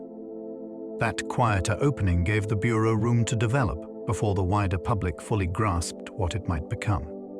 It could establish routines, absorb responsibilities, and strengthen its internal habits while still looking to many observers like one more administrative adjustment inside Washington. That lack of early drama was part of what made growth possible. Had the force arrived as a grand national project, it might have drawn more suspicion from those already wary of centralized power. Instead, it expanded in a lower register. The change was real, but the sound was softer. History often treats dramatic births as the most important ones, yet this story suggests the opposite. A modest institution can sometimes grow farther, precisely because it begins without theatrical attention, slipping into permanence before opponents realize how durable it may become. It was easier to build a federal investigative force quietly than theatrically. A theatrical launch would have invited questions the government may not have wanted asked too loudly at the outset. Why was such a force needed? How broad would its reach become? What protections would exist against misuse? A quieter creation avoided turning those questions into an immediate national spectacle. That does not mean the issues were unimportant. It means they could be worked out within the machinery of government rather than under the heat of a public storm. In that sense, quietness was not accidental atmosphere. It was a practical advantage. Institutions often solidified best when they are built through administrative channels strong enough to hold them before symbolism takes over. The Bureau benefited from that pattern. It came into being with less ceremonial noise and more internal consolidation. That made the process less glamorous, but perhaps far more effective. A theatrical birth might have produced headlines. A quieter one produced an office that could take root, grow, and become difficult to imagine governing without. The Bureau entered history almost before the public realized it existed. That is one of the most remarkable features of its origin. Some institutions arrive like a parade. Others slip into history almost unnoticed, doing their earliest work before the public fully registers that anything new has taken shape. The Bureau belonged to that second kind. It did not burst into national life with a single, unforgettable public moment. Instead, it moved into existence through official action, internal use, and growing federal reliance. By the time many people would later recognize its importance, the foundation was already there. That gives the story an almost hidden quality. The future had begun in offices, memoranda, and assignments, while most citizens were occupied with the visible dramas of daily life. There is something deeply fascinating in that contrast. An agency that would one day become globally known first entered the historical record with barely a ripple. It reminds us that major institutions can begin in near silence, then slowly reveal that they were shaping the nation long before the nation noticed. Its first steps were administrative, but its long shadow would be political. At the beginning, the work looked procedural. Requests were routed. Investigators were assigned. Authority was clarified. Budgets and supervision were sorted into a more stable form. Nothing about that necessarily amounts to grand political future. Yet institutions that manage information and investigations rarely remain only administrative for long. Once an agency gains the ability to uncover facts, preserve records, and support federal action, it begins to cast influence far beyond office procedure. That is the long shadow in this story. The Bureau's earliest steps may have been bureaucratic, but the powers embedded in those steps would later touch public controversy, national fear, and arguments about liberty and state power. That makes the beginning feel almost prophetic. A small internal reform carried consequences larger than its creators could fully control. The machinery of administration became the seed of political significance. History often works that way. The most political institutions do not always start with speeches. Sometimes they begin with forms, offices, and systems that quietly learn how to see. The agency began as a tool of law, then became a symbol of federal power. In its first form, the Bureau was an instrument. It existed to help the Department of Justice carry out legal work with greater consistency and control. Its purpose was functional, not symbolic. Yet over time, agencies can outgrow their original practical meaning and become public emblems of something much larger. That happened here. The Bureau gradually came to represent federal reach itself in the American imagination. It was no longer merely a tool used inside law. It became a sign of what the national government could do, what it could know, and how far it could extend its authority. That shift is astonishing because it shows how institutions accumulate meaning as well as power. A force born to solve a structural problem in legal administration later stood as one of the clearest symbols of centralized investigative capacity. The path from tool to symbol reveals the deep transformation of the American state in the 20th century, and the Bureau stood near the center of that change. The gap between its humble birth and later fame is astonishing. Few stories create such a dramatic contrast between origin and reputation. The Bureau began in a setting so plain that it could easily be mistaken for a minor adjustment in departmental management. There was no immediate aura of destiny around it. No obvious promise that this small arrangement would one day command worldwide recognition. Yet later, fame would make the institution seem enormous, almost mythic. That gap is what gives the story much of its wonder. It reminds us that historical importance often hides inside ordinary beginnings. The things that eventually dominate headlines do not always announce themselves when they are first assembled. Sometimes they start under fluorescent office logic rather than under banners. The Bureau's later renown can make its birth feel improbable in retrospect. How could something so globally recognized begin in circumstances so modest?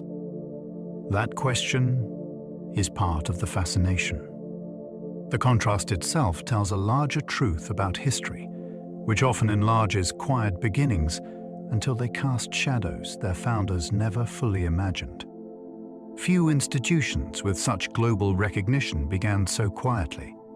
When people hear the name today, they often imagine notoriety, secrecy, and the immense presence of a national security age. That modern image makes the beginning seem almost unbelievable. So many globally recognized institutions are remembered through iconic launch moments, sweeping declarations, or dramatic public milestones. The Bureau's creation had almost none of that. Its birth was subdued, procedural, and tucked inside the workings of government. That quietness is part of what makes the story so memorable. A body that would later be recognized across continents and cultures first emerged without the kind of spectacle we usually associate with world-famous institutions. It did not need a loud entrance to become historically enormous. In fact, its quiet start may have helped it root itself more firmly before fame arrived. That is why the contrast continues to feel striking. Global recognition now surrounds an institution whose first moments were so restrained that they might once have seemed hardly worth public notice at all. The world's most famous federal investigative agency began as an internal staffing decision. That sentence almost sounds too simple for the scale of what followed. Yet that is exactly why it is so powerful. Beneath all the later myth and recognition lies an origin that can be traced to the practical question of how the Department of Justice should staff its investigative work. Who should do it? Who should supervise it? Where should that capability reside? Those are staffing questions, but they are also constitutional and historical ones in miniature. A choice about personnel can become a choice about power. In this case, it did. What looked like an internal administrative decision turned into the starting point for one of the most influential investigative bodies in modern history. That is part of the wonder of the Bureau's birth. It shows how institutional destiny can hide inside decisions that appear almost routine at the moment they are made. A staffing solution became a national force, and a national force became a name known around the world. Its founding shows how history can turn small memos into immense institutions. A memo seems fragile. It is a few lines, a formal instruction, a document that might easily be filed away and forgotten among many others. Yet in rare moments, a memo does more than communicate. It creates. It gives administrative shape to a future that no one can yet see in full. The Bureau's founding is one of those moments. A small written act helped begin an institution that would grow into a major force in American public life. That transformation is what makes the story feel almost spellbinding. Paper becomes structure. Structure becomes routine. Routine becomes authority. Authority becomes institution. By the time the process is complete, the original memo can seem impossibly modest compared with what it set in motion. That is the lesson hidden in this beginning. History is not always forged by thunderous declarations. Sometimes it moves through small formal texts that quietly rearrange power, and years later, the consequences stand towering over the page that first summoned them. J. Edgar Hoover did not create the Bureau, but he later reshaped it profoundly. That distinction matters because famous institutions often become fused in memory with the people who later dominated them. Hoover's name became so closely tied to the Bureau that many people instinctively place him at the beginning. Yet he entered a structure that already existed and then altered it in powerful ways over time. That makes the real story more interesting, not less. It means the Bureau had two lives in public imagination. There was the early life of creation, when officials built an investigative force out of practical need. Then there was the later life of transformation, when a powerful director expanded, disciplined, and branded that force in ways that made it far more visible and formidable. Keeping those two stages separate helps the origin come back into focus. Hoover did not light the first spark. He inherited a fire already burning and fed it until it became something much larger, brighter, and more controversial than the modest institution first assembled in 1908. By the time Hoover arrived, the Bureau already had roots, habits, and history. No leader arrives in a vacuum. By the time Hoover entered the picture, the Bureau was not an empty shell waiting for identity. It already possessed routines, administrative memory, and a developing sense of how federal investigation should work. Cases had been handled. Chains of command had formed. Methods of record-keeping and legal support had taken shape.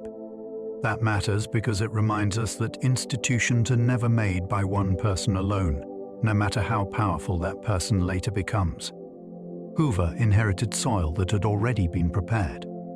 The roots were there, even if they were still young. Habits had already begun to settle into practice.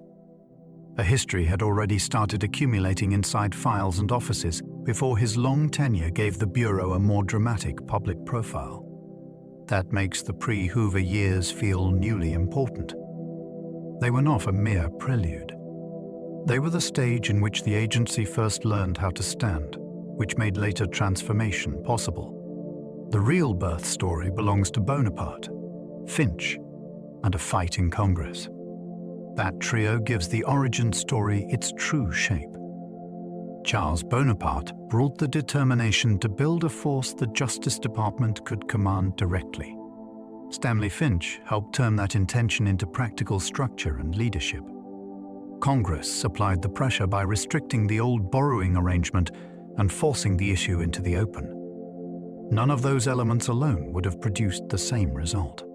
Together, they created the conditions from which the Bureau emerged. That makes the story wonderfully human and political at once. It was not born from one heroic vision descending untouched into history. It came from a reformer, an organizer, and a constitutional clash over power and control. Those ingredients fit the subject perfectly, because the Bureau itself would become an institution where law, administration, and politics were always closely intertwined. The beginning reflects that complexity from the start. If you want the real birth scene, you do not look first for gangsters or later legends. You look to those three forces converging in Washington. That forgotten trio explains more than the usual legends do. Legends are tidy. They offer memorable names, dramatic personalities, and simple beginnings that feel easy to repeat. The real trio at the heart of this story is less famous, but far more revealing. Bonaparte explains the reform impulse and the insistence on departmental control. Finch explains how a fragile idea became a functioning investigative body. Congress explains the resistance, the limits, and the constitutional tension that forced a decision. Together, they tell us why the Bureau was created in the first place, not merely how it later became famous. That is why they matter so much. They explain the machinery beneath the myth. Once you understand their role, the Bureau's birth stops looking like the inevitable arrival of a legendary agency and starts looking like what it really was, which is a contested institutional solution to a practical federal problem. In many ways, that is even more fascinating than the legend, because it shows the agency emerging from conflict rather than from destiny alone. The Bureau's early years are often overshadowed by the men who came later. That overshadowing is understandable, but it can also distort the whole story. Later figures brought fame, fear, scandal, publicity, and decades of influence that naturally draw attention. Against those towering later reputations, the earliest years can seem pale, almost anonymous. Yet those first years deserve close attention precisely because they reveal the Bureau before mythology hardened around it. They show the institution in its most vulnerable and formative state, when it was still learning what it was for and how it should function. Overshadowing makes beginnings disappear, and when beginnings disappear, the deeper logic of an institution disappears with them. The Bureau did not spring into existence as the powerful body people later knew. It had to be assembled, tested, and made durable through ordinary but decisive work. Looking back at the early years restores proportion to the story. It reminds us that the later giants stood on a platform built by people whose names are quieter, but whose influence was foundational. Yet the most important foundation was laid before its most famous director took charge. Foundations are rarely the most glamorous part of any structure, but they determine what can stand above them. Before the Bureau's most famous director ever assumed control, the essential groundwork had already been laid. The Department of Justice had secured its own investigative capacity. Administrative channels had been established. Patterns of reporting, supervision, and legal support had begun to stabilize. The Bureau had started to become a real institution rather than a temporary expedient. That is why the foundation matters so much. Hoover could reshape, expand, and publicize the agency later because something solid had already been built for him to inherit. Without that earlier work, later transformation would have rested on air. This is one of the most important corrections to the Collins story.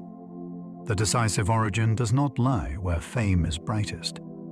It lies earlier, in the quieter stage when the first durable framework was assembled. That framework made everything that followed possible, including the rise of its most famous leader. The origin story is less about personality and more about structure. That may be the single most useful way to understand the Bureau's birth. Personalities mattered, of course. Bonaparte had determination. Finch had administrative intelligence. Members of Congress had their own convictions and fears. But the real issue was structural. How should federal investigative work be organized? Who should control it? How should authority, cost, supervision, and legal responsibility fit together inside government?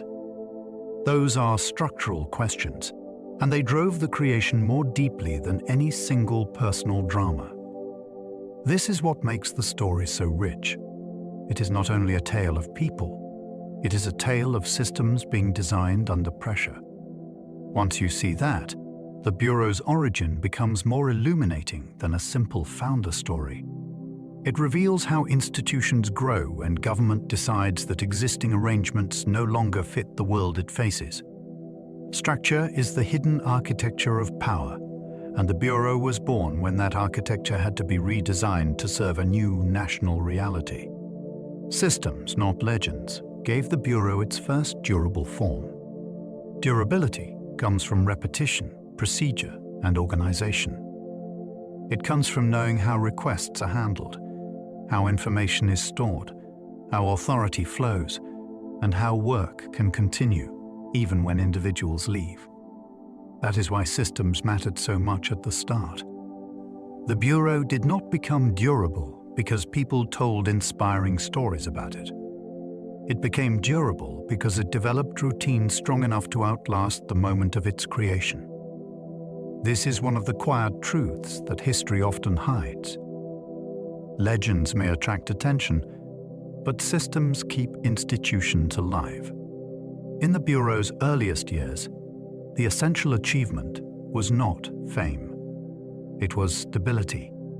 A force that might have remained temporary began to take on lasting form because its operations became more regular and more dependable. That transformation is easy to overlook, yet it is the real miracle of the origin story. Before the Bureau became mythic, it became organized, and that organization is what first allowed it to endure. The FBI's birth was a lesson in how institutions grow from practical needs. At the center of this story lies a very practical problem. The Department of Justice needed investigators it could direct, trust, and integrate into its own work. That need was not abstract philosophy. It was immediate, operational, and hard to ignore. From that practical pressure came a decision that eventually produced one of the most recognized institutions in the world. This is why the story feels so satisfying. It shows history growing out of necessity rather than spectacle. Institutions often begin not because someone dreams of glory, but because an existing system no longer works well enough. The Bureau fits that pattern exactly. A gap in federal capability demanded a solution, and the solution became permanent. Over time, permanence became power, and power became historical significance. That sequence is worth remembering because it strips away the illusion that great institutions always begin grandly. Sometimes they begin because someone in government realizes that a practical need can no longer be postponed without serious consequences. It began because government needed a steadier way to know the truth. That may be the deepest line running through the entire story. The Bureau was created in response to a need for steadier knowledge. Federal law could not function well if investigations remained borrowed, improvised, or scattered across uncertain arrangements. Government needed a more reliable way to find out what had happened, who was responsible, and whether a case could be proved. That is what makes the origin feel larger than mere administration. At its core, it was about truth finding under federal authority. A modern state cannot rely only on accusation, instinct, or local fragments if it wants to enforce national law with consistency. It needs organized methods for discovering facts. The Bureau began as one answer to that need. Long before it became famous, feared, or mythologized, it was created as a steadier instrument for turning uncertainty into knowledge. In that sense, the whole birth story points toward one essential purpose, which is the disciplined pursuit of truth for law. The agency that would battle spies and gangsters started by solving a management problem. At the start, there were no legendary outlaws in the frame, and no shadow war against foreign agents. The problem was far less theatrical, and in some ways, far more revealing. The Department of Justice needed investigators it could actually direct, supervise, and pay for without relying on awkward borrowed arrangements from elsewhere in government. That sounds almost mundane until you realize what followed from it. A management problem became the seed of an institution that would later pursue bank robbers, kidnappers, saboteurs, and spies. That contrast is part of what makes the origin so captivating. The Bureau did not begin with glamour. It began with the federal government trying to make its own legal machinery function more coherently in a changing nation. Out of that administrative need came a force that would grow into one of the most recognized investigative bodies in the world. History sometimes begins with thunder. In this case, it began with management. Its earliest revolution was not firepower, but federal accountability. The real change at the beginning was not a new weapon, a dramatic tactic, or a sudden leap in force. It was accountability. For the first time, the Department of Justice was moving toward an investigative arrangement under its own immediate control, which meant clearer responsibility for costs, assignments, and results. Charles Bonaparte had complained that borrowed investigators left him with imperfect control over both their work and their expenses. That is a dry-sounding complaint, yet it points to something fundamental. A government becomes more capable when it can clearly answer who is in charge, who gave the order, and who is responsible if things go wrong. That was the early revolution. The Bureau's birth gave federal law a steadier chain of responsibility. Before later fame, before later fear, and before later myth, it changed how the Justice Department could own its own investigations. That kind of accountability may sound quiet, but it reshaped federal power at the roots. The Bureau's birth joined law, politics, and paperwork into one new force. Very few origin stories reveal the machinery of government so clearly. Law shaped the need, because federal cases demanded evidence gathered under proper authority. Politics shaped the pressure, because Congress and the executive were locked in a struggle over how much freedom the president should have in using investigators. Paperwork shaped the result, because memoranda, orders, appropriations, and departmental procedures turned that struggle into an actual institution. All three forces met at once. That is why the story feels so rich. The Bureau was not born from one dramatic cause alone. It emerged where legal necessity, political conflict, and administrative process collided. Strip away any one of those elements, and the origin changes completely. Keep them together, and you get something distinctly American, a national institution assembled through statute, argument, and official paper. That combination gave the agency its first real shape. It was a new force, but it was forged out of the oldest materials of modern government. It was created to investigate cases, but it also changed the balance of government. On the surface, the new force existed to help the Department of Justice investigate matters tied to federal law. That was its practical mission. Yet the deeper effect reached beyond casework.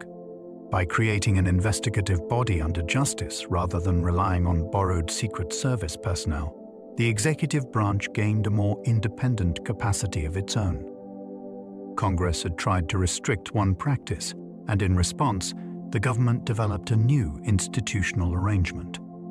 That meant the balance between departments and between branches subtly shifted. Control over information gathering matters in any state, because whoever controls investigation controls a path to knowledge, evidence, and action.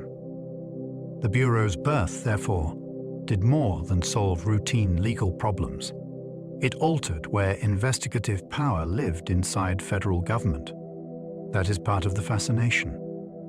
A force created to handle cases also became part of a wider constitutional story about authority, oversight, and the practical shape of executive power in modern America.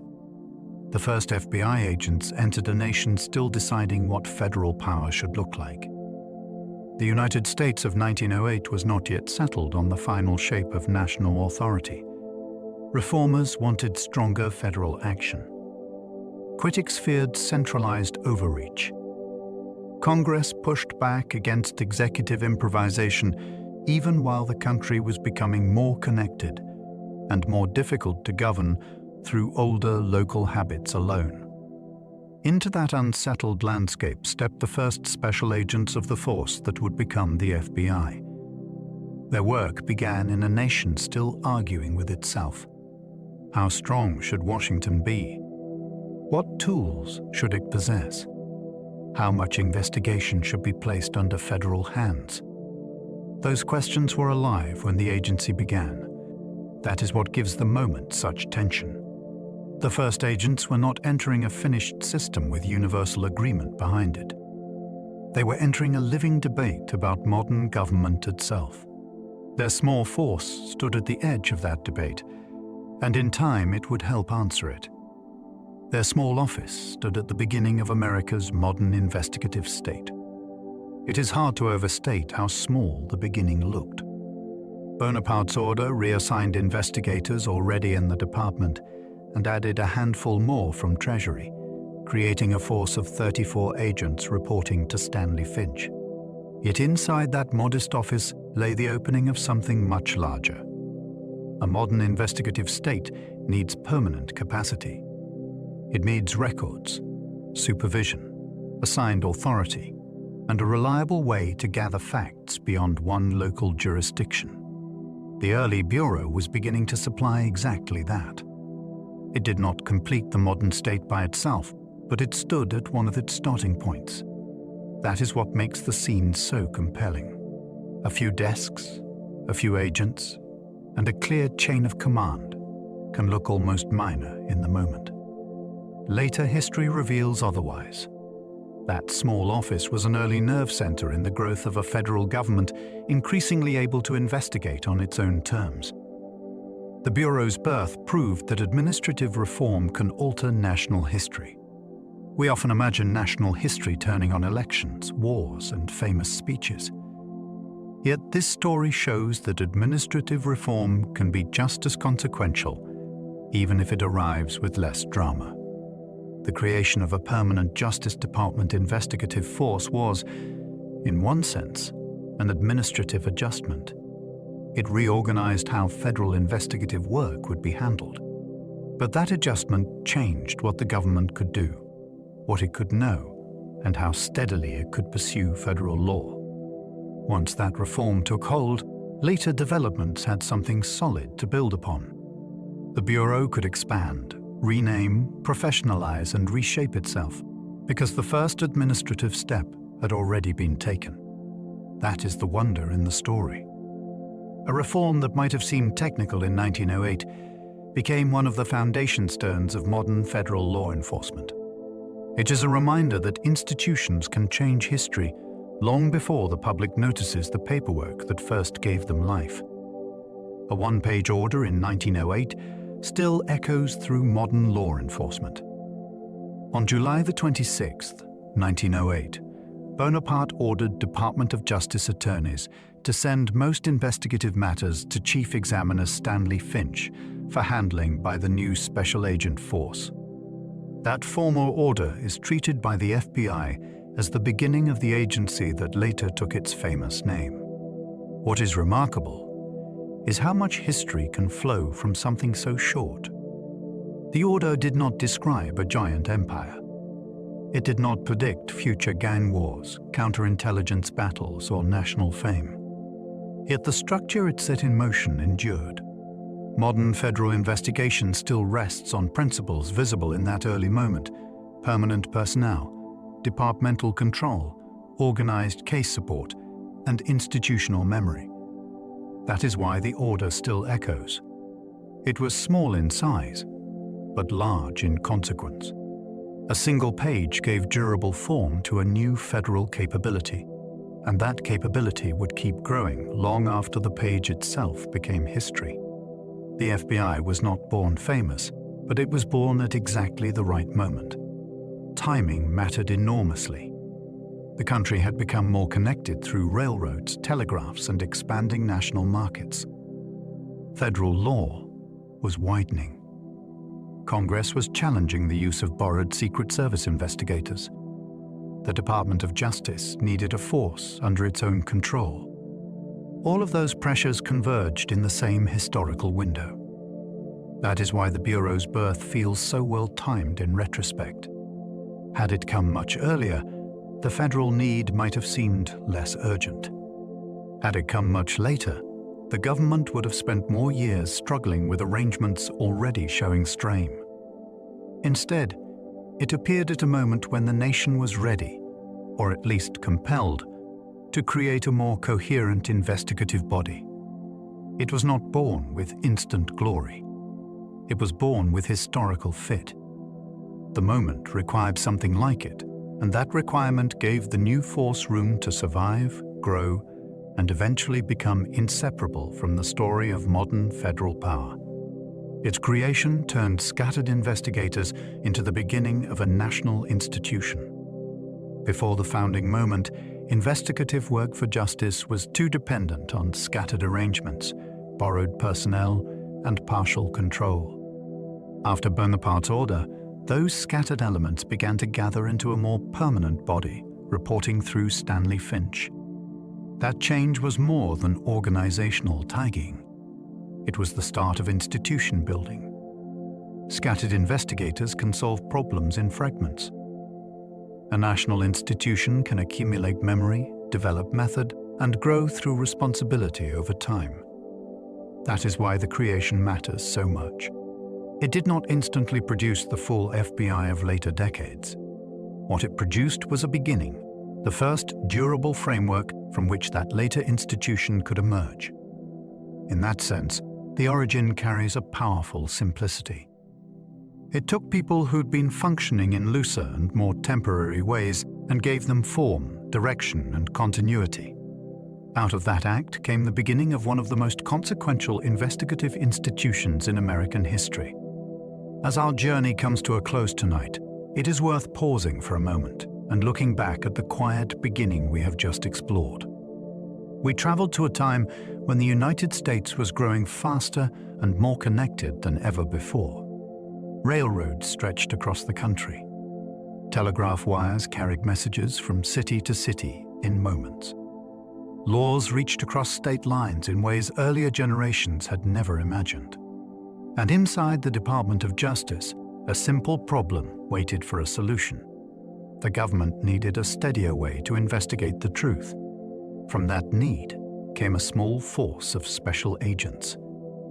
Just a few desks, a handful of investigators, a short order written in careful language. Yet from those quiet beginnings grew an institution that would shape the story of American law enforcement for generations. Along the way, we met reformers, administrators, and lawmakers whose decisions slowly assembled something new. We saw how records became memory, how organization became power, and how a modest administrative change became the seed of a national institution. And now, as the story fades into the distance, you can let your thoughts drift with it. Imagine those early offices growing quiet for the night, papers resting neatly in their files, lamps dimming, the city outside settling into stillness as another day ends. You do not need to hold on to every detail. A story can simply settle somewhere in the background of your mind, like an old archive closing its drawers for the evening. If you enjoyed this journey through history, feel free to like the video, subscribe, or share a thought below. It helps others find these calm explorations too. And if you happen to still be awake, another gentle story will be waiting for you on the screen. But for now, let the mind grow calm and allow the day to soften into rest. Sleep well, and good night.